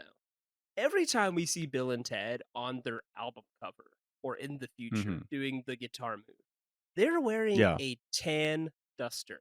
Do you think they pulled their look from Billy the Kid? Do you think they Oh, paid homage to their best friend, Billy the Kid, by donning a if it's tan duster? if it's not canon, it needs to be. We're adding it to the lore. So, Update the wiki fan page. somebody's put this on IMDb right now. This is official. If I ever meet Ed Solomon, I'm asking, like, is this is canon, right? And if it's not, lie to me. So I've always just thought that because it's weird that they have the duster on. And I'm just like, that's the kid's jacket. Okay, all right. So well, he was an important part of their life. he was. He And saved. they got home and saved them. finished the paragraph in their textbook on Billy the Kid and said, "Oh, he died. Oh my gosh, we literally just dropped him back off like right before he's shot." They feel bad. They honor him. With... Rufus, we need the time machine back. Come back. So, and Rufus like, nope, it served its purpose. He passed history. All right, Nick, you made it. So I Billy did. the Kid. I'm gonna give you a free agent, Corey. Are you ready for this? Ooh, He's a little taller than our former Billy the Kid. And I don't think that's gonna be a huge issue. But this guy is just kind of starting his career per se. He's more of a character actor, but he goes on to do a lot more behind the scenes and directing work and stuff. Corey, I'm going to give you Jon Favreau. Early young Jon Favreau. It's Jon Favreau. Hot off. He's 6'1" apparently. Dang. But he's already done. The only movie he's had before this is Swingers, where I believe. Let me double check that. I know he produced it, but did he do anything before that? He had some movies before that. He was in Rudy, of course he was. So and he had some episodes in Seinfeld and stuff. But really, at this point, he's done Swingers before this. But in '98, he's a free agent, and so I'm gonna give you. And then really, he does a lot of TV in the '90s. It looks like, and then he jumps into like The Replacements and some other stuff before he directs Elf and all that stuff too. And then just sells his soul to Disney. Yep. That's the new world he's in. But I'm going to give you young, hungry Jon Favreau, ready to go. I think he can play somewhat of a hothead, but also like the loose cannon, fun go lucky guy. Yeah. So, is that the phrase? I'm using that right. When you first said it, I hated it, but then I went back and thought about The Replacements. You stew on it. Yeah. And I'm kind of like, all right, it's marinating. And it's marinating well. I'm liking the flavor. Let it, stir it up. Get that scent. Just the spices, the oregano. It's all there. Now, Nick, I've never ever seen Deep Impact because Armageddon exists. There's no need for me to watch Deep Impact. So you don't know if his role in Deep Impact as Gus Partenza is important? Oh, it is in '98, isn't it? Oh, yeah. Why did I get that wrong? Huh. So he's not interesting. Well, he's also in Very Bad Things. Given that it's not Armageddon, I'm just gonna go with it. I'm gonna stick to my guns here and just say, we're gonna take him out of that, and he's gonna be the lovable Billy the Kid here. Yeah, in a weird way. Looking at the cast list, in a weird way, I think Deep Impact is not necessarily your worry because again, Armageddon. But way down. He's way down the cast list here. Okay, well, he's fourth billing in Very Bad Things, which I've never seen. I've heard of it, So I'm not going to necessarily fault you for it because I've never seen it, but there could be people that are mad at us later because Those very 90s movies. Yes, I get huge it. Yes, Christian they'll be Slater very fans are going upset. to be upset. So Yes. yeah. All right. Okay. Well, that's fine. Favreau's on the board. Cats. So I wasn't even going like by like certain like looks or like well not I think I was more going for like Billy the Kid's like personality. And since I mean, I don't know things about Billy the Kid, but I remember learning that he died at like 21, 22. And I felt like the actor who played as Billy the Kid looked a little bit older. Yes. Hmm. So I was trying to go around like that vibe, then completely failed that vibe because I had a name, which I thought would actually be fun because he likes cowboy stuff, and he was doing one of the soap operas. I can't think of what it was. So I was thinking Jensen Ackles. That was my pick for a little bit, who everyone would know from Supernatural as Dean. Hmm. Okay. But Okay. I went I went Norman Reedus. So this was a year before Boondock Saints. Oh, wow. That's an old movie now, isn't it? Wow. Yeah. So I picked Norman Reedus because I think not even the vibe of like how like Daryl is and stuff, but I can see him like being almost like this like, cowboy being all like even though he wasn't like dirty, but I think he would be a change of heart realizing like how Bill and Ted are and like try to get them out and things I like would that. say And I will say in a 90s setting, the but more it's rough still and tough, dumb. weathered cowboy does make more sense with a Yeah. Norman Reedus. Yeah.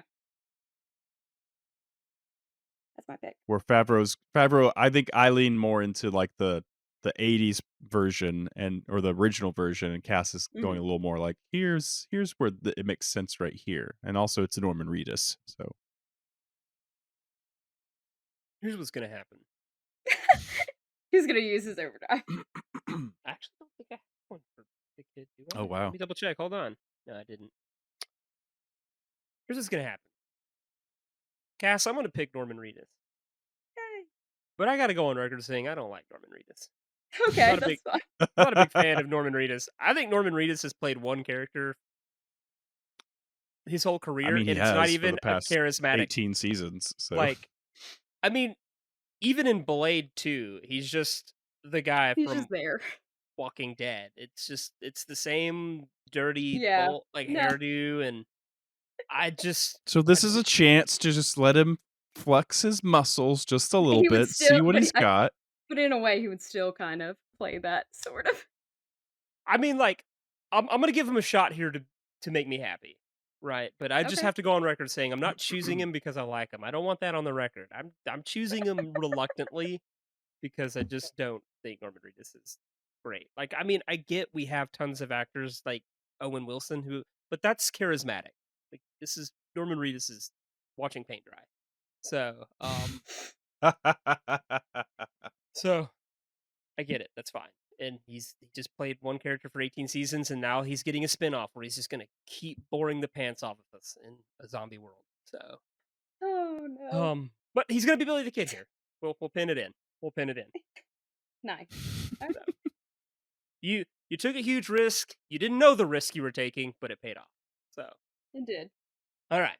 That brings us to Napoleon, who's I guess actually technically the first accidental kidnappee from Bill and Ted. They didn't intentionally.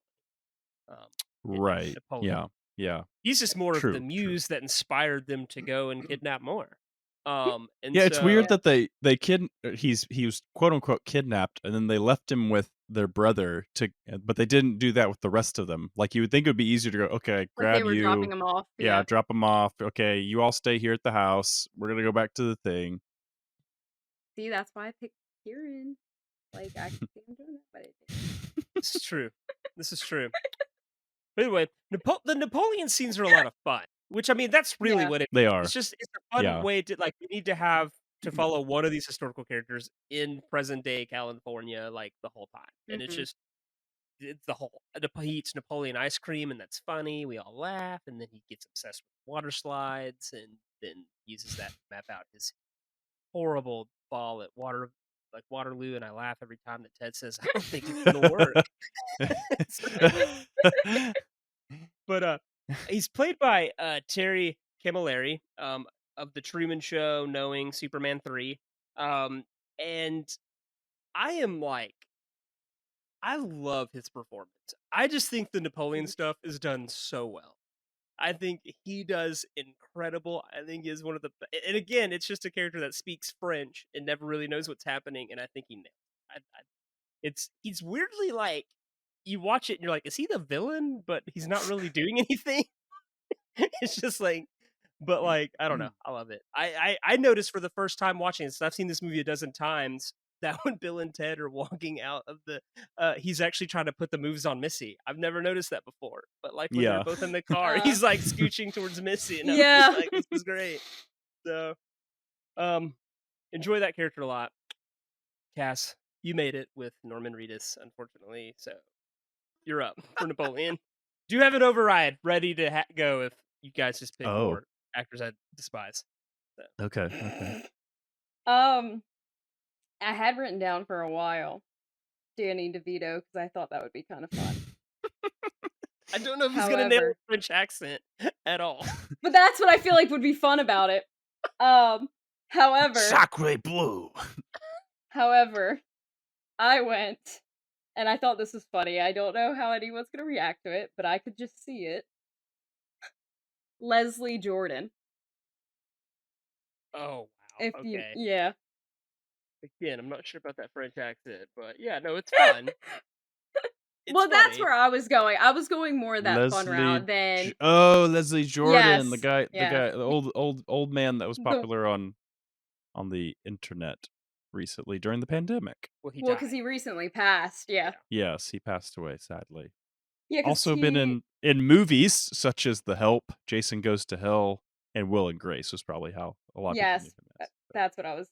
Will and Grace Yeah. would Will be and how Grace. most people know him. Jason Goes to Yes. Hell. That's not a real movie. It doesn't exist.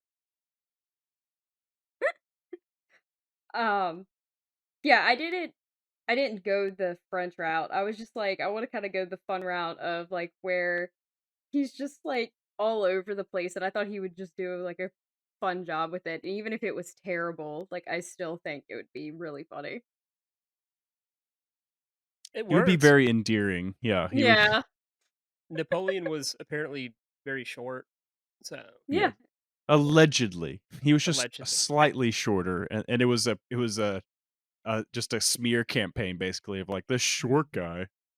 yeah, he's like really like 5'5", 5'6". He's like Tom Cruise's height. Yeah. Mm-hmm. Leslie Jordan is 4'11". But in this movie, we would What? probably play on in this movie we would play on the stereotype that Napoleon was humorously short. So. Yeah. Yeah.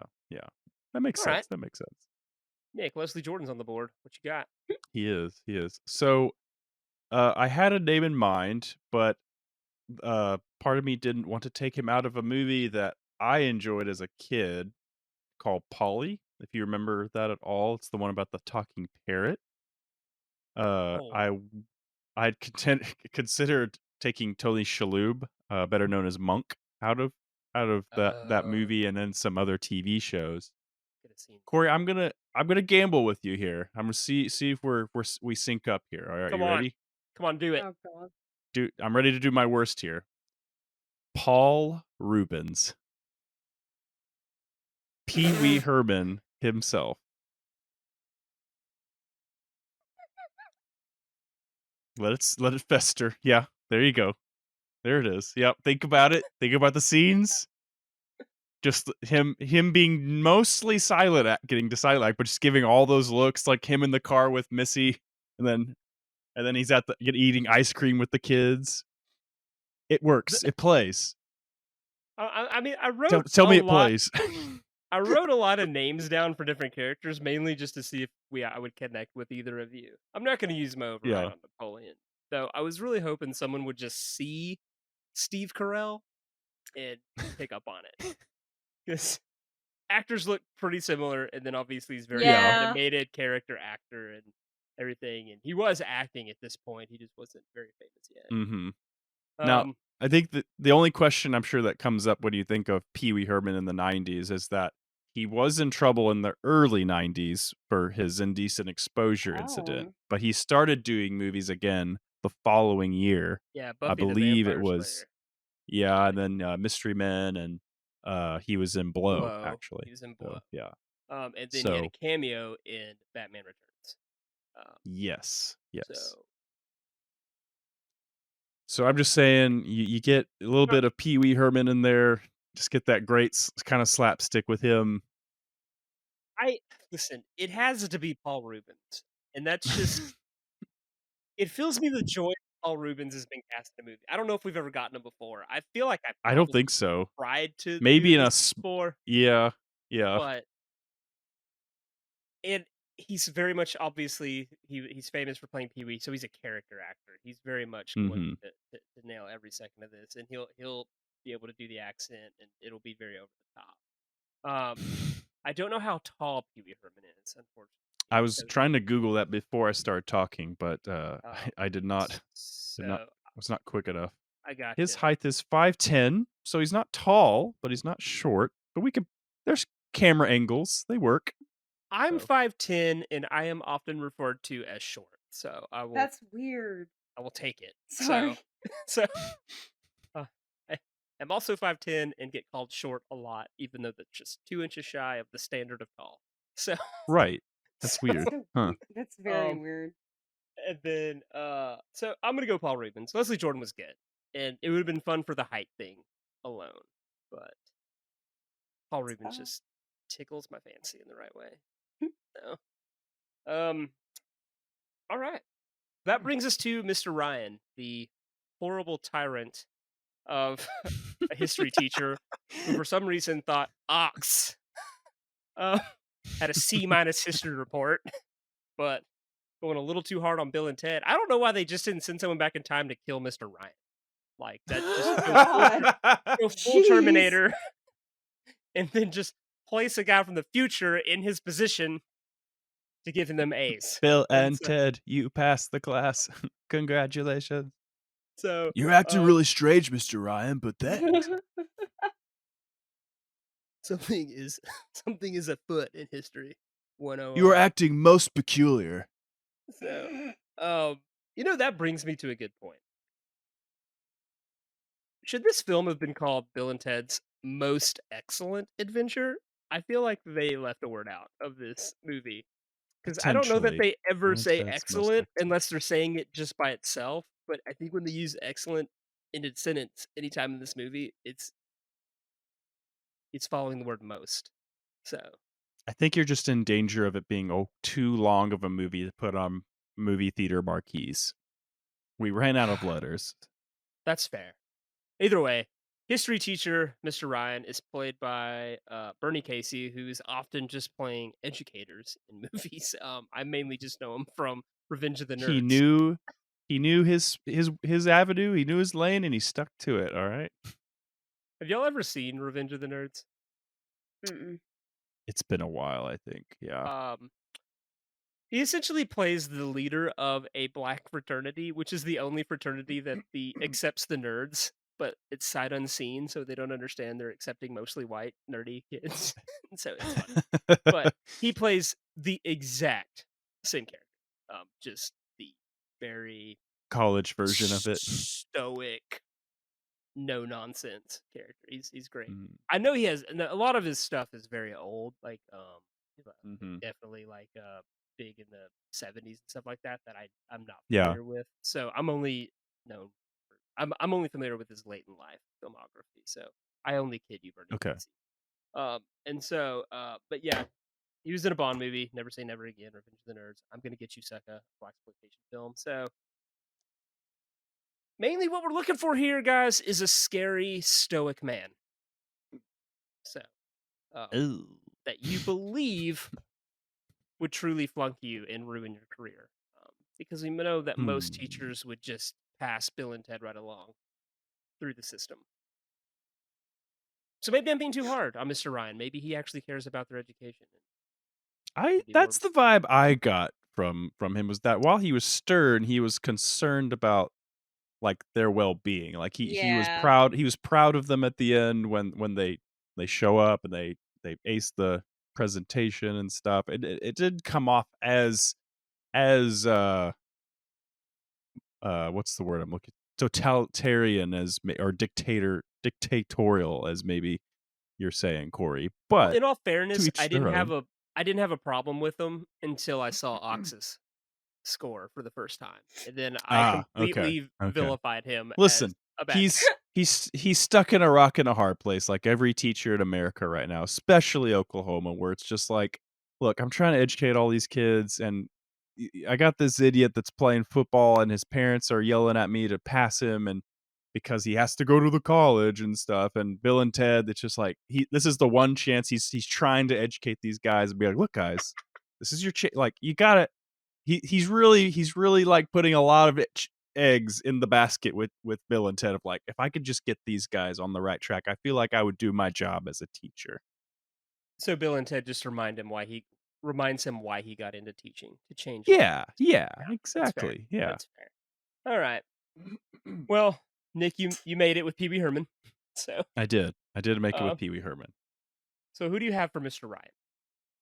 So all of that argument I just made to ease into my pick, which leans a bit on the comedy side, but he kind of he's more of a character actor who can kind of play comedic and slightly more serious. So I'm gonna give you, and our audience may not know this actor, but he's been in The Army Now. He's been in Jumanji, the original with Robin Williams. He was the cop. I'm giving you David Alan Grier. Ooh, quite a bit. Yeah. He usually leans comedy, but I think he does a good balancing act of especially in Jumanji was one I thought of as well, where he's the stern friend, but that's the cop, and once things get crazy, he definitely can play into the silliness of it all. But he also can do those more serious moments of like, guys, come on, he's a little bit more of like the friendly teacher, but I think he can play stern to a degree as well, of like, guys, if you don't pass this, I have to fail you. Like that's just the rules, you know. What's he doing in 98? Only TV? In 98. Yeah, he's only TV. Hercules, the 60s, and Damon. Why is it that I was about to say, why does it say he is best known for his work as Bernard on Damon, 1998? So it's TV, so we don't count that. This is his movie that year. If He it's still gets to TV, do that's Damon. fine. Yeah, it's fine. It's fine. Okay. Elmo Palooza. All right. So here's director. Sorry. Here's what's going to work out for you, Nick. Oh, good. Some stuff happens between In the Army Now and Blank Man to 1998. Which, if you've never seen Blank Man, it's incredible. I'd recommend everyone to go seek out Blank Man. Which he's in both those movies, and he's very comedic. Though in Blank Man, he's actually playing kind of the straight man to Damon Wayans. But between that and 1998, you're in question, he actually plays kind of a stickler in a lot of the things. In McHale's Navy, he is the very like serious rule follower in that. In Jumanji, he plays a cop. Right. Then in Tales from the Hood, he actually plays an abusive dad that's actually a monster. It's where we see him in his probably most darkest, and so that's gonna work for you here, Nick. Yeah. I can see it. You can see it. Yeah. I knew that. Exactly what I was thinking when I wrote his name down. Yes, exactly. Showing his range. Perfectly said. Well said, Corey. Well, the words right out of my mouth. All right. We'll cast David Alan Grier's on the board. And I do like it. So. Yeah. I think both of you are gonna be upset with me. Uh-oh. Because I've not seen this movie. But before I dive into that, this is you didn't actually watch Bill and Ted? No. What are you talking about? She's casting blind. I actually don't know who Mr. Ryan is. So. Right. Can you clarify? Is he the gym teacher? No, this is where I was considering Tony Todd. I Okay. decided against that because I feel like that'd be kind of a scary teacher. He'd be intimidating as a teacher for sure. Yeah, we're not The far off of principal would be Candyman. great. A principal, he'd Yeah. be awesome. Yeah, like I don't know. I was like, that's kind of. I'll put him like We in should have on made the. Tony Todd the principal in the Breakfast Club when we brought it here, Corey. Oh. Again, he's in his Candyman run. That's just he's too terrifying. Okay. All right. Okay. So I am taking this person of out of Armageddon, and there's something about Mary. This is radio, but my face is covered in concern. I picked Keith David. Huh. Oh, Okay. no. Okay, hold on. Okay. Wait. Yeah. Look, so if you guys have to think about it, it's not that important that he is okay. He's in not a lead role. You didn't take Michael Clark right. Duncan. Exactly. No, no. You didn't take Brett Favre, so that's good. No. No, he I went just Keith David. I would say Keith David in Something About Mary. It's just the cameo. He's in the very first Yeah. scene. Yeah. He's just the dad, and he plays it excellently. I'm more He concerned about does. Armageddon. It's a small role in Armageddon too, but it's just It's good. He David, does a good job. and he does incredible. But Can we think of him in Bill and Ted instead. as He the almost- it's a bigger role, Corey. It's a bigger role. We could be upgrading him. Is it a bigger role in Bill and Ted? I mean, I don't. There needs to be a website that says, "Here's the screen time of these actors in these movies." Clearly, they don't watch our podcast to know that mean- that needs to be a thing. Both characters almost unintentionally end the world. Almost. Mr. Ryan This is true. almost Okay. flunks Bill and Ted, and then Yeah. Keith, Yeah. you know, Yeah. and then the character in Armageddon almost remote detonates the bomb too early. True. See? Let me toss you this, guys. Is Oh. Mr. Ryan a cameo? Like, do we actually have to take Keith David out of anything? He's in He's in the multiple beginning. He's in Obviously, the beginning with the one. he's the catalyst for the classroom story. scene, Yeah. And and then then he's he's really at the I would end. consider it. I'd consider it cameo. and then it's just And him this marking isn't. marking grades Hmm. the rest of the time. Yeah.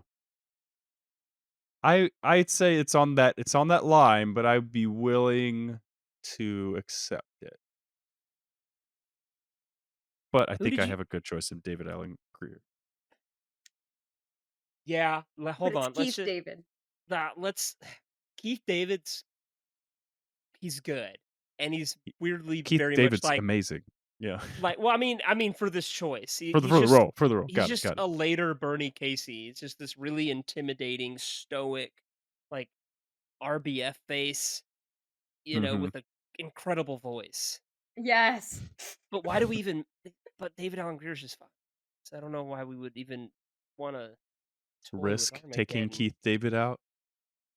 Because if he wasn't that important. He almost blows up the asteroid too early. No one said he's not important. Cass, you need to watch Armageddon. Oh my gosh. So, whew. We're making a list. Oh no. Here are the list of movies: Matrix, Armageddon. I'm gonna put Keith David because Dang. Yes. I feel like Nick's given me enough that it's a cameo. It's a cameo. Keith David's still in Armageddon. Thanks, Nick. You're welcome. You owe me. You owe me. If there had been owe even you. one, if there'd even been one more scene, like a closure scene where he's Yeah. telling Yeah. Bill and Ted he's proud of him, then yeah, we have to kill it, and it's David Allen Greer. But it's just the one scene at the top, and then him marking a bunch of grades. Correct. That's it. So, And Keith quite David- frankly, we don't even know that they pass. We never see him write That's A. That's true. I mean, Rufus congratulates them on Yeah, I guess they're passing. good. All right, let's move on. Woo! Captain Logan, which is Ted's horrific father, who just Mhm. seems I feel like his he just more wants Ted out of the house more than he really cares about his son's well-being. He just wants to send him. Yeah. It's the old cliche of dad sending the son to military school. You're right. And Right. so that's mainly all it is. Played by Hal Landon Jr. People would know him from Eraserhead and Bill and Ted's Bogus Journey and The Artist. So, wow, we Wide have to, breath there. yeah. Appears in the sequel. So, but that's all we're looking for is just the mean military cop dad. You know, Mm-hmm. Yeah. we assume is a little proud of Ted at the end because him and Mr. Preston both make it for the oral history report. So that's Yes. something. Did they argue on the way there? Yes. Like the way in, they were arguing. Yeah, about whose son was the catalyst for their beginning. Yeah. So, Jeez. but not a whole lot to say about Captain Logan, but he's a big part of the movie. He's also unintentionally almost going to destroy the planet. So He's one of the unintentional antagonists of the movie. And do we get a moment? I thought, do we ever really get a moment where Ted stands up to his dad? It's like he kind of almost No. does. I thought that arc was gonna get there. I thought that he was finally gonna be like, Dad, no, I'm gonna be who I want to be, and me and Bill are gonna make like a bunch of music. We're gonna do that because that's our passion, man. You can't get it, but that's the thing. You have to let me live my life. Like I don't want I thought we were your getting. life. Yeah, exactly. We needed that moment. I think that's if we're adding the scenes we wish we had in the movie, I think that's the scene I thought it was gonna happen in the police station. I was like, do it, Ted. Come on. Stand up for yourself. We need the Vanderbeek from Varsity Blues. Yeah. For sure. So, yeah, it's sad. We don't get that. That's true. Maybe I would probably have more to say about this character if we got that kind of scene, but he's just pretty much a paint by numbers military cop dad. So all right. So Cass, you made it. I actually went with you. Yeah. That's right. Okay. So who you got? Mine's interesting. I wanted Ed Harris actually because I was thinking of the vibe, but he was in Stepmom. And I've not seen Stepmom, but it's Susan Sarandon and I think Julia Roberts, or am I wrong? Not Julia Roberts. It's No, maybe? I don't know. It's them. I've not seen the movie. My mother has wanted me to watch this movie a bunch of times. I still have yet to see it. But I didn't want to take him out of that. I didn't want to take him out of that because I think he plays as Susan Sarandon's husband. So I was like, I don't know how important he is in this film, so I won't touch it. So I went Clancy Brown, who is Mr. Krabs in SpongeBob.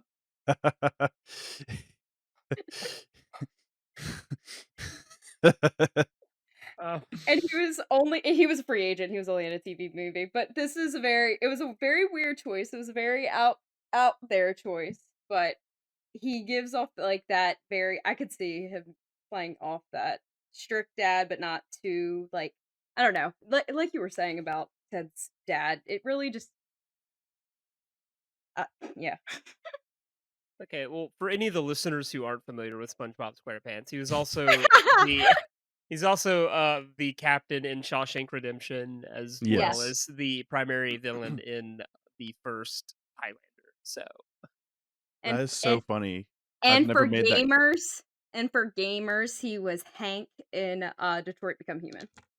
So. I have never made that connection between him being the guy in Shawshank Redemption and Mr. Krabs. That is incredible. Yeah. And Starship Troopers. He's that guy. He's that guy. Very versatile voice actor. He was I was gonna say he was in that one movie, Promising Young Woman, that came out a few years ago. Yeah. And he played the dad. He played the main character's dad. So gotcha. he plays that very like dad role. It's just he's always kind of an authority figure, or like what would you call it? The tank, like the main antagonist. Mm-hmm. The muscle sometime. Yeah, that's what I'm thinking. Okay. That's pretty strong. It's pretty strong. Well, Nick, Mr. Krabs is on the board.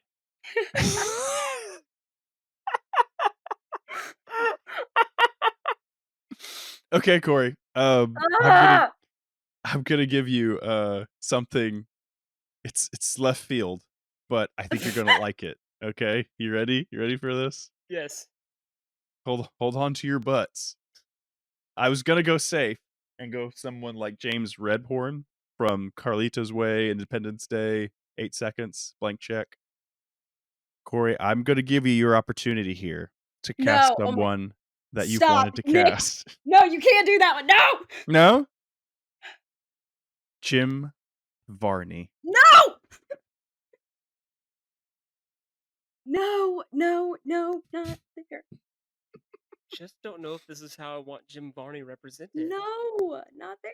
It's because we know he's capable of it.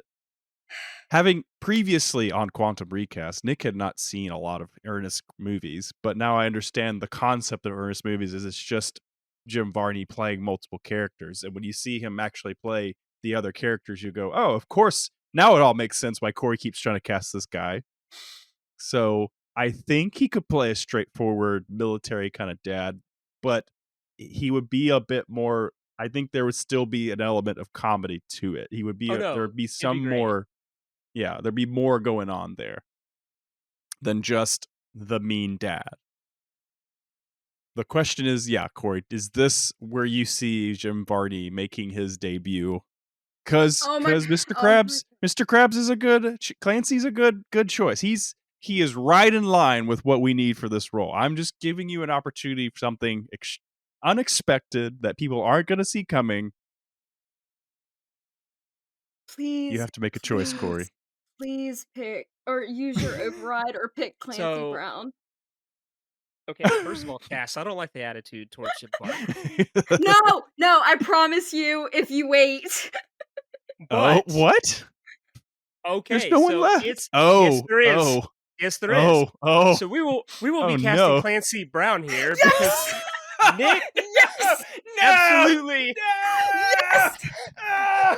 absolutely pulled the trigger too soon. Yes, wait.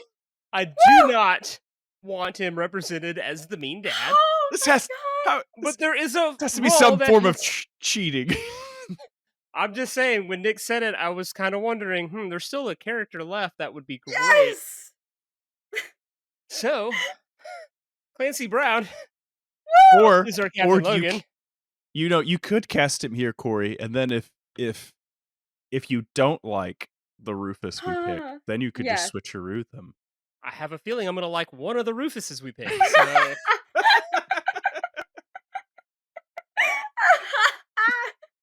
Yes! Oh my gosh.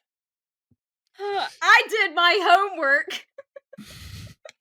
All right, so moving on to Rufus, who was, I think, the last person cast in this film. Because I guess all his scenes were last, and they were going for more of a serious role, and like weirdly, George Carlin's name just kind of came up very randomly. And so, because George Carlin's just a comedian, like he doesn't really do movies, does he? Not a lot. He didn't do a whole lot of movies. He's Dogma, and he did Jersey Girl, but he was in Scary Movie 3. Yeah. But I do have some of the people they considered for Rufus before they landed on let's just get George Carlin. Weirdly, Charlie Sheen is the most out there one. That is out there. Roger Daltrey, who is the lead singer of The Who, does do quite a bit of acting. Played Tommy in the rock musical Tommy. Sean Connery was apparently the favorite. Again, they wanted a very serious kind of Rufus. And then Ringo Starr, the drummer for the Beatles, was wow. They were just all over the map with this, weren't they? That would have been incredible. I would have been okay if Ringo Starr had somehow been, And then at the end, he could have just been their drummer. Like it'd have been great. So, but it's fine. All right. So Rufus, he is the guy sent from the future to make sure that they stick together and pass their history test. And again, I just assume there's 100 different ways they could have done that without just giving them access to a time machine and then walking off. Just saying like good luck. So, no plan, just come up with one and make sure you pass history. And unfortunately, there's a huge plot hole that in the sequel they use the time machine to go away for months to get good at guitar, and they could have just gone somewhere and studied history for infinitely, I guess. It's weird. Right. It's a plot point in this. They say the time in San Dimas is always running. In the sequel, not so much. So, but so yeah, it's just it's a very stock character. It's mainly, I think, just for people to go, oh, George Carlin. You know, he Yeah. only appears in the beginning and end of the movie, and then just like briefly when they repeat the beginning in the middle of the movie, he's standing Yeah. there. So, Hmm. that's it. George Carlin also did not actually play guitar at the end of the movie. That was someone else. We don't need to know that, Corey. Just gonna ruin that for everybody. So, No. wake up, people! If they bad don't show, trivia fact. if they don't show the face and the hands in the same shot, it's not real. So, Boo. just gonna crap on everybody's thinking about every movie they've Wow. ever watched now. And went, oh, What? all right. So, sorry, someone just now. Lou Diamond Phillips didn't play guitar in La Bamba. So, no, he didn't. So Well, don't do that to me. I guess I mean, we can start with me. yeah, I mean, Yeah, Cass, you made the last one. you made so it. who did you pick? Yeah, guys, you can go For ahead and just throw Rufus. me yours right quick. And then I guess we'll give Nick a shot. So I had this. With me, I did have like Kurt Russell in mind. I don't know why. I think I was just picturing him, but he was a little bit younger. I was taking him out of a movie called Out of Soldier, but I was like, no, I won't go with that. I ended up going with Jim Varney. Yeah, you did. Well played. Well played. Yeah, yeah. All right.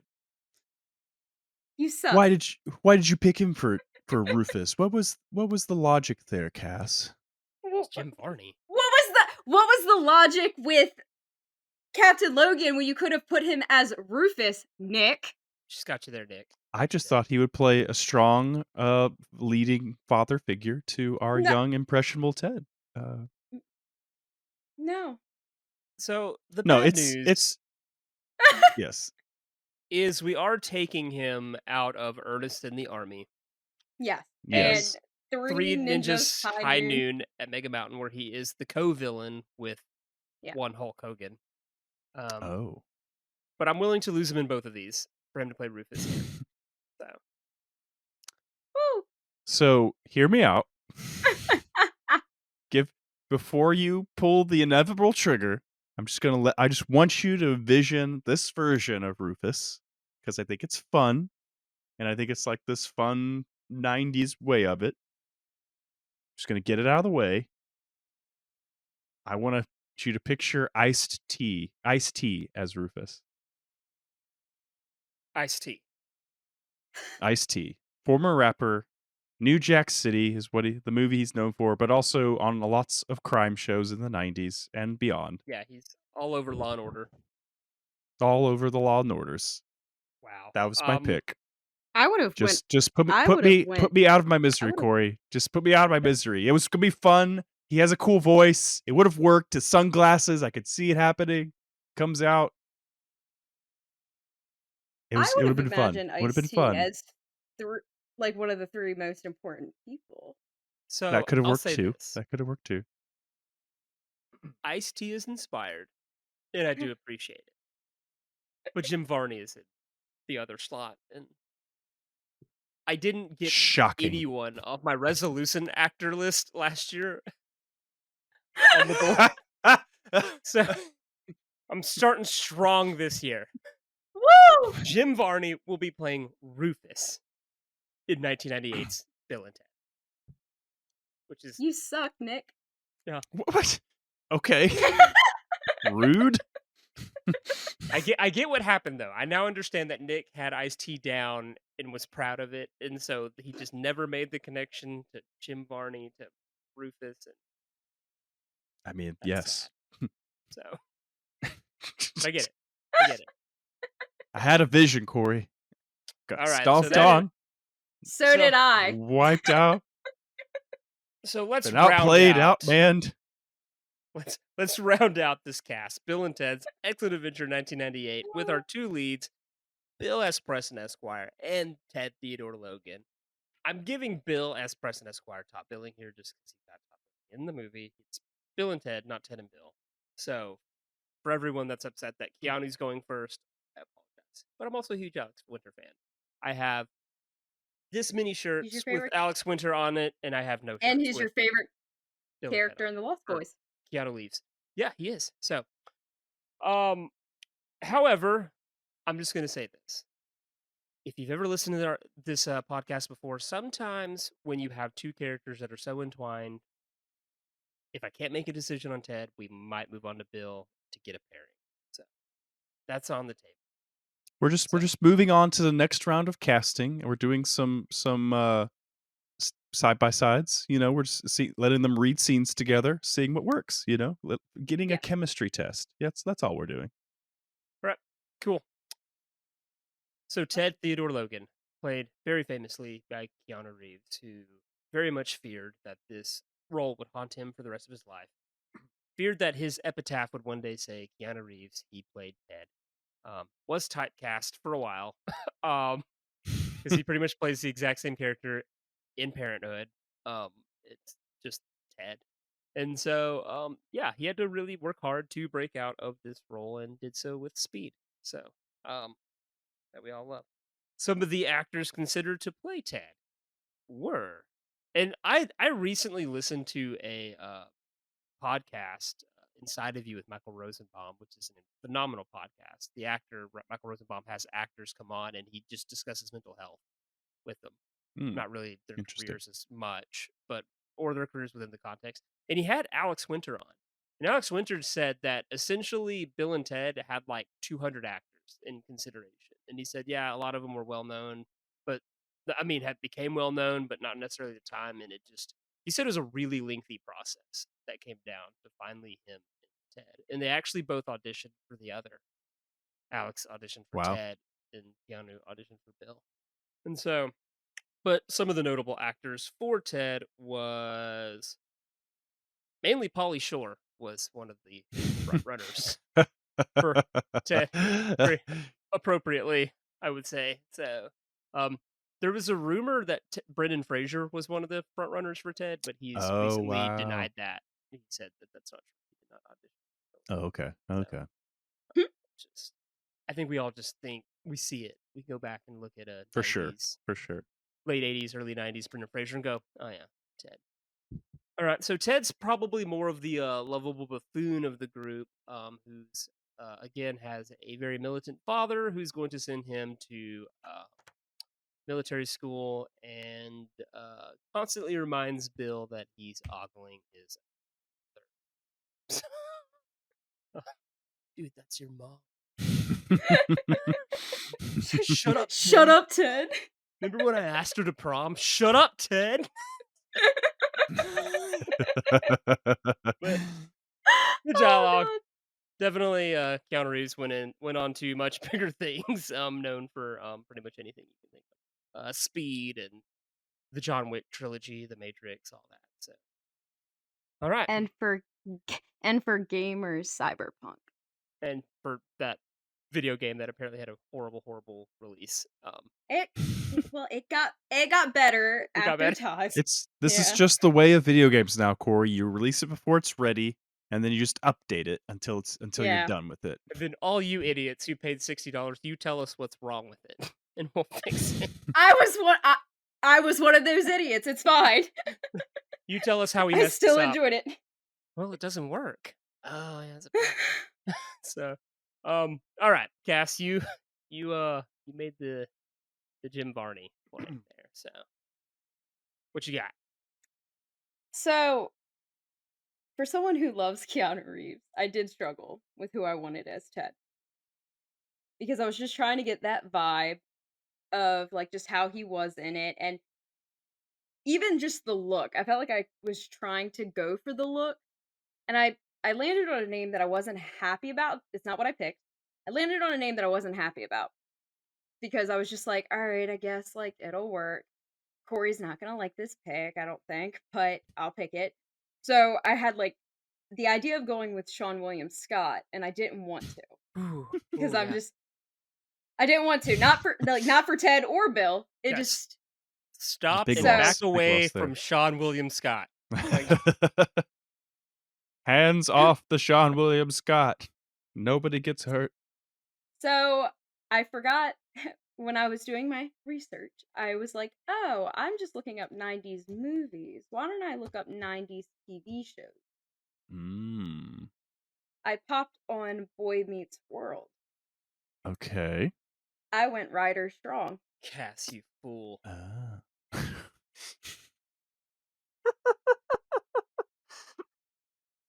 Nick, you want to tell her what you did wrong? No. I want to hear how you would put it. I No, despise. why not? Oh no, I despise Boy I- Meets World. Every I know aspect you of do. it, every actor in it, every character in it, I hate everything. So I did know that actually. Uh, I don't think I knew that you despised it like that, but I knew that you weren't like. I feel like I I've like a yelled big at Taryn on this podcast before. I think for saying it's been a Ryder long Strong. time. I think it's been a long time. So It's it's been a been- while. But Yeah. I feel mean, like I think I remember a conversation you and I had, Corey, where I was like, yeah, like I think the first or second day that I was visiting, we watched Boy Meets World because I had never seen it before. We And had I to was watch like- like 30 episodes. I was like, Taryn made you watch it, didn't he? And, Taryn and Nick. Taryn and Nick. I didn't Oh, make God. you watch it. I said, "Oh yeah, we should. Okay, that'll be fun. We'll watch it." Yeah, Listen, but I'm not. And you I didn't- don't and force you didn't people. stop it. It was Why 3 would I- episodes. It's You- a TV We show. 30 watched minutes and 3 out. episodes. You're done. okay, You're done. I'll defend Nick here. And Taryn, I love you, but you can't stop Taryn from showing you something on a TV. It's true. If- Once if it- he's commit. Once he does it, he's committed to it. he's an unstoppable force. You could He watch is. all 3 Hobbit movies and then all He- 3 Lord of the Rings movies, and he will bring up what he brought up before that 20 hours. Saying like, hey, will you guys check this out now? And it's like, oh my gosh, yes. Okay, but I'm kind of that way too. Taryn's excited when he wants to show you something. So if he Yes, wanted you to yes, watch he- Boys Meet World, It's all out of You're love. It's his love languages. Let me show you all the things I love, that's such and I'm going to statement. I'm going to make you sit on the couch and watch it. This is how I express myself. I remember he had his phone hooked up to our TV for a while, and we physically couldn't stop it. It's like if he brought his phone out, it's like, no! I love Oh, Taryn. no. Taryn, love you, Oh my buddy. I love you. We love you, Oh, Jared. Yeah. All right. Okay, so Ryder Strong's on the board, and he's not going to stay there. Nick, what you got? Tell me you did, Wow. and tell me you did it. Okay. I'm on. gonna give you a fan favorite, Corey. Nick, do it. He was cast. So let's just walk this through real quick. I'm not. You don't like Sean William Scott. I'm not giving you Ashton Kutcher because that's literally Dude, Where's My Car. Yeah, I had that issue. Josh Hartnett is busy with The Faculty. He's not quite a good fit. He's also in Halloween H20. Corey, I'm just going to take Freddie Prinze Jr. out of what you did. I know what you did last summer. I still know what you did last summer. And I'm going to give you him as Ted Theodore Logan. And Nick, that was the correct answer. Freddie Prinze Jr. was pinned here, ready for an override Yoo! if someone didn't see it. I mean, yes, he's about to hit all his big movies here, and know what you did last summer movies are big, but versus the not so good sequel, this is a much better choice in my opinion. And just Freddie himself, he just fits. Like, he's got the bass voice. He could definitely play like He's the from surfer Southern bro. California. He Yeah. just talks like that already. So it's Yeah, just, it's very easy. Yeah. And then I know what you did last summer should have been a one and done movie. There should never have been sequels to it. They're That's all fair. That's trash fair. and garbage. So it just Scream was too popular, so it had to be a bulk. So I'm completely cool with it. Love for gosh, yes. Okay. I this do cast- too, but I was thinking him, but I didn't. I don't know. I felt like he was. But you blew it. That's what happened. No, I just didn't want to. One time you let Taryn make you watch Boy Meets World, and that just manifested into something, a bad decision No, today. I was just So trying to go with this long-haired boy that actually plays a You know, stupid but fun um, role. yeah, no, I got you. We get it. We get it. Fuck you, Nick. No, no, I get what you're no, going with. Like, no. if had anyone else been in the director's chair, you'd have a solid argument for Ryder because he does. He has the long hair. He's the rebel kid. I will say though, I think that Hold on, but Ryder, Huh. I think that Ryder just doesn't play the comedy as well. He's good at being like the straight man to Corey, and he's He doesn't, more the rebel than he is like the funny, like and he happy-go-lucky guy. and he doesn't play to this Corey. So moving on to So Bill. this does bring up a good point, What? and we can cut this part or take it out later. But I was going to make the point. Taryn, actually, speaking of him, he did ask the question. He said, because I told him we were going back to '98, because he was part of the Breakfast Club episode, and he had asked, he's like, "Well, does your castings in this movie and Bill and Ted affect the castings of the Breakfast Club?" And I said, we're not really getting into the weeds about that. But I will Oh, say, geez. I will make the note that this is the second time we've casted Freddie Prinze Jr., and the last time was the Breakfast Club. So in Oh, our right. little world we've developed, he's having a pretty big year this year. Yeah, I made him as like Bender, didn't I? Like, Yeah, he was Bender. yeah, I made him John Bender on my cast list. I Yeah. think that's when we all had our own cast list. So Yeah. okay. Moving on to Bill S. Preston Esquire, played by Alex Winter, who pretty much just made movies in the late '80s to pay for film school at NYU, and now he is a very famous documentarian. He reverse engineered it. Wow. Brilliant. He's actually a child actor, but did a lot of Broadway, and then as he got Okay. older, stepped into film to pay for school. Yeah, just did it backwards. He's like, I'm just gonna be a movie Just, star, and I'm just going to go do film to pay for my college, not I'm just gonna not the go, other way around like us normal people. Oh I'm my just God. gonna be in movies, then pay for film school at NYU. Yeah. Yeah, but mainly known for yeah, documentaries that he makes now. But I do Okay. believe he's like stepped back into acting. So Gotcha. starting That's to good. made a great movie called Freaked as well that also had Oh. Keanu Reeves in it. Yeah. So in an uncredited role. Amazing movie. Bill is, I guess, if there's a smart one in Bill and Ted, he's maybe the more the slightly smarter one. For sure. And so For sure. definitely Yeah. the leader of the pack of the two. And so and then he has a slight edible complex by his own admission. So Well, well, the smart aspect, I don't know. I just think of when he was like, like he wasn't the one that said Socrates at first. He actually said it correctly, and he was like, "All right, where's that at?" And Ted goes, "It's under Socrates," and he goes, "Oh yeah," and like that's when he starts scrolling. So he said it right the first time, and then Ted fucked it up and said Socrates. I It's love it. amazing.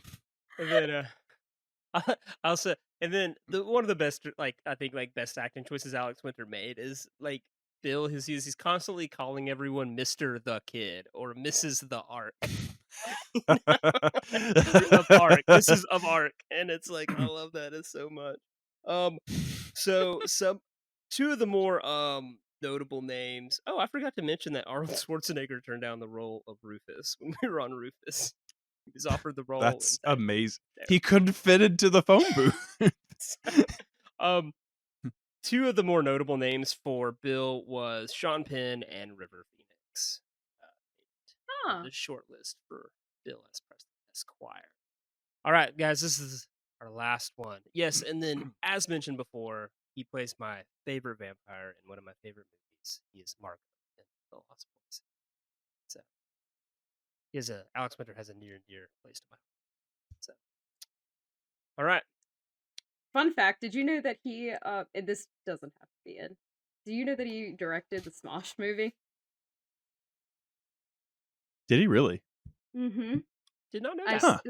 Yeah, he directed. Tanner never brought that up.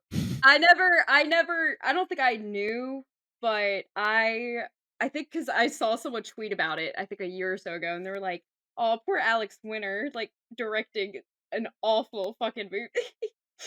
because it's not that movie doesn't hold up. But yeah, if you go on Letterboxd, it'll show Hmm. Smosh the movie. Interesting.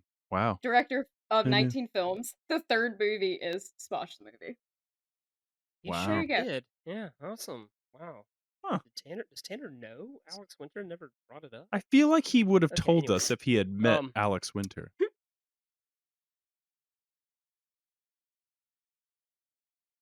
Okay. All right. So, Yeah. Nick, you made that one. So, I did. who is I your did. Bill S. Preston? Corey, I'm just going to cut to the chase here. A lot of good names on this list, but I got one in mind, and I'm bringing him a role that right out of his childhood career. I'm going to give you, and the only thing he's doing this year is he's appearing in a Sonic Youth music video for Sunday. I want to give you 18-year-old Macaulay Culkin. That's kind of brilliant. It is a little bit because Wow. he can because Macaulay himself is Consider- this pretty. He's an eccentric guy, but at this point he's also can play. He's obviously intelligent, but he can also play like the bro. Like we gotta do it this No, he way, totally can. Miss of Arc. Like so, I think Yeah, he can, and he's also Macaulay Culkin, and everybody loves him. So it's also like plays into that whole like these guys are bumbling idiots, but they're very lovable bumbling idiots. And he's totally friends with Freddie Prinze Jr. in real life. Oh my Chemistry's there. Fuck. Shit. Damn it. All right. Okay. Fine. Okay. Cass, what you got? Macaulay's pretty brilliant, but No, that is a pretty what do you good got? one.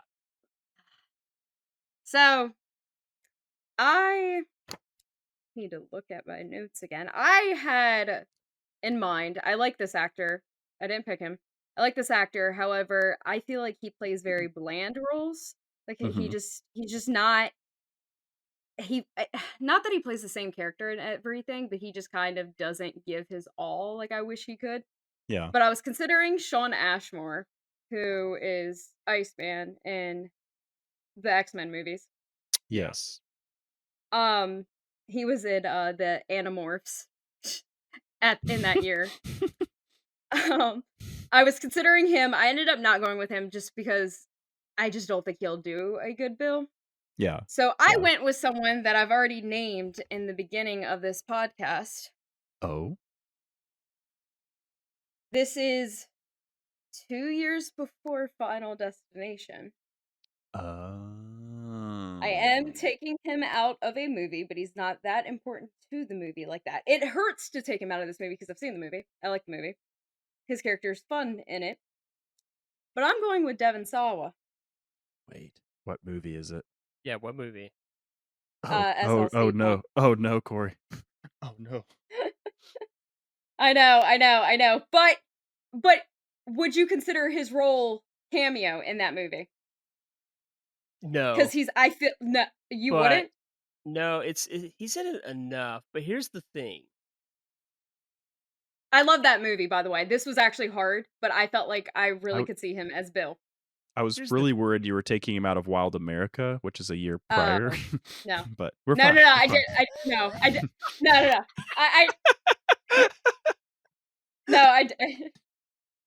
No, and I over here around worried about SLC Punk, and it's like, whoa, where's Wild America in this? Whoa. Whoa, Hey, whoa. hold on.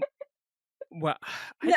I cannot believe Nick didn't bring up Kel Mitchell. I assumed Kel Mitchell was coming up for one of these. That's yes. That's good. Because that's who I was thinking of. I was sitting there going like, "There's somebody that like would." That's literally who I was thinking. That's right. Crap. What, Okay. for Bill? Yeah, I mean, For Bill. It's just, Yeah. it's just It's Ed from just Good Kel. Burger. Yeah. Yeah. It's just Ed Okay. from Good Burger. That's Okay. right. Yeah. This is interesting. Okay, so Macaulay Culkin's on the board. It's just we don't have a good sample size of him as a teenager. That's the thing. I mean, it's brilliant. It's the lost years a bit. It so. is the lost years. He pretty much quits being a child actor. He didn't show up until 2003. Right. With Party Monsters. Yeah. Yeah. I had Devon Sawa written down on my list. See? And it's actually SLC Punk that sells you on Devon Sawa as a Yep. burnout Yes. that could play film. Literally. But my primary override was actually going to require me to burn down something far more precious, Oh. Uh-oh. which is Ethan Embry and Can't Hardly Corey. Wait. Corey. No, Corey, no. you can't. Corey, I specifically did not put him on my list because I said, no, he's in Can't Hardly Wait. I won't touch it. Corey's definitely not going to touch it. Corey. But didn't we need more Mark from Empire Records, though, in our lives? Corey, you can't. Because But I you're was thinking him. You're removing part of him from our lives, Corey. Because I was thinking him too, but Can't Hardly Wait. I was really trying not to You're touch that you're movie not. at all. I'm not saying you're wrong, Corey. Because yes, I think me and Cass both No, went. it's- Oh yeah, Ethan Embry is the first choice, but we can't put him in the movie. So obviously, Oh my god. I'm gonna take obviously a we're a risk little. here. We're. Oh. I'm gonna go Macaulay Culkin, even though I don't feel love. Oh. Here's the only thing: I love every name that just got brought up. The only thing that Macaulay Culkin brings is a very charm that Alex Winter has.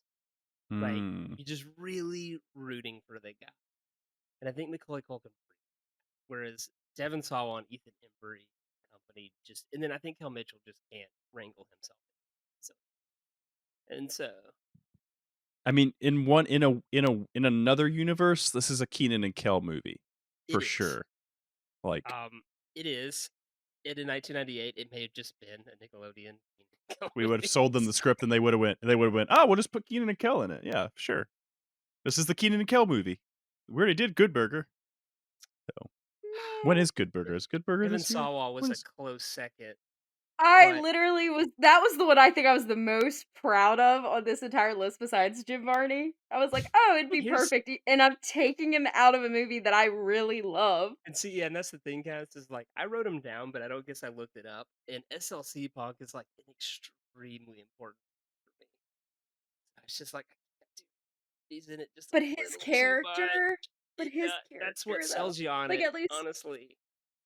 So, yeah, I'm gonna go with Macaulay Culkin and take a risk here because I don't know what actor he would have been in his teens.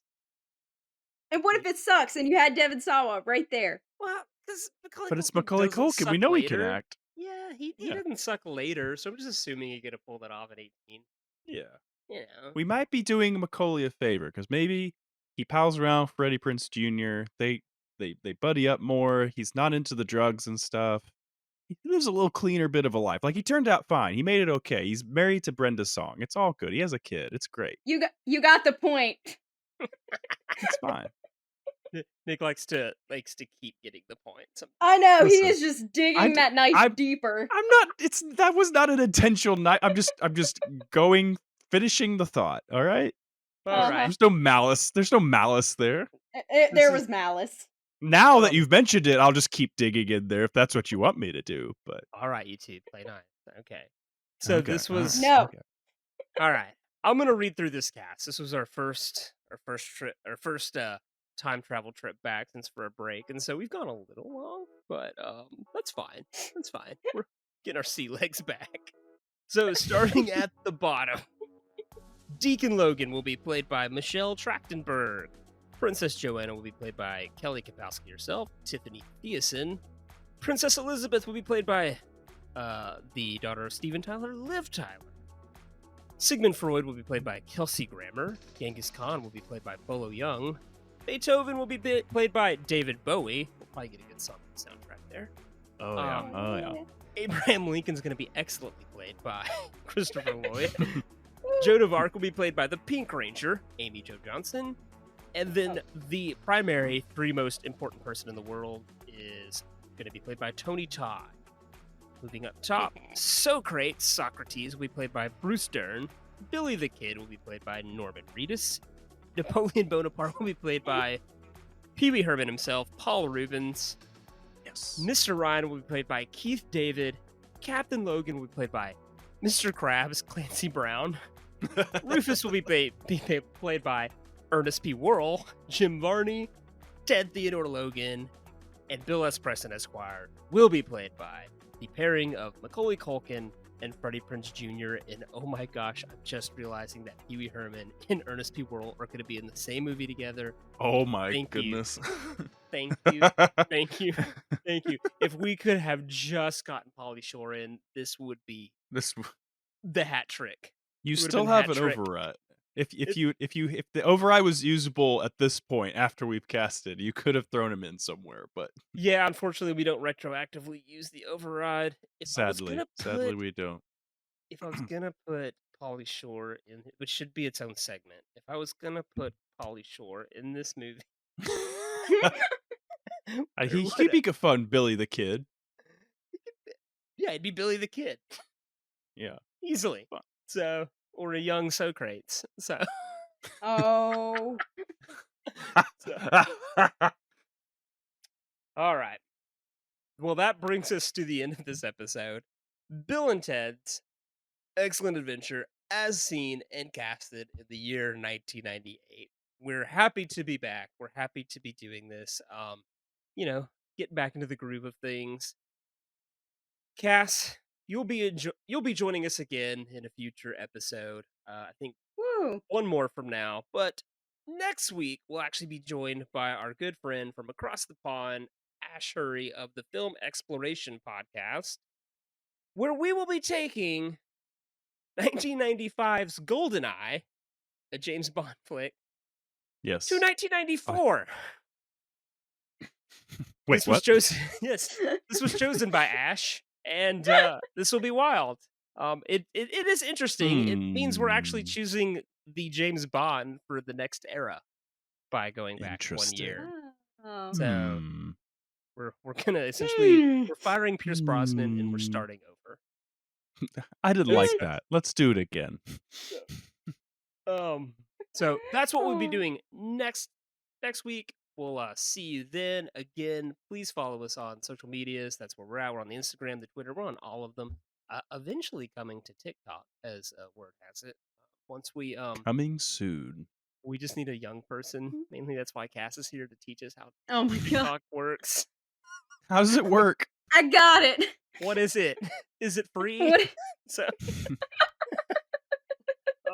we hope you enjoyed this episode. We hope you tune in next week. And just remember, be excellent to each other and party on, dudes.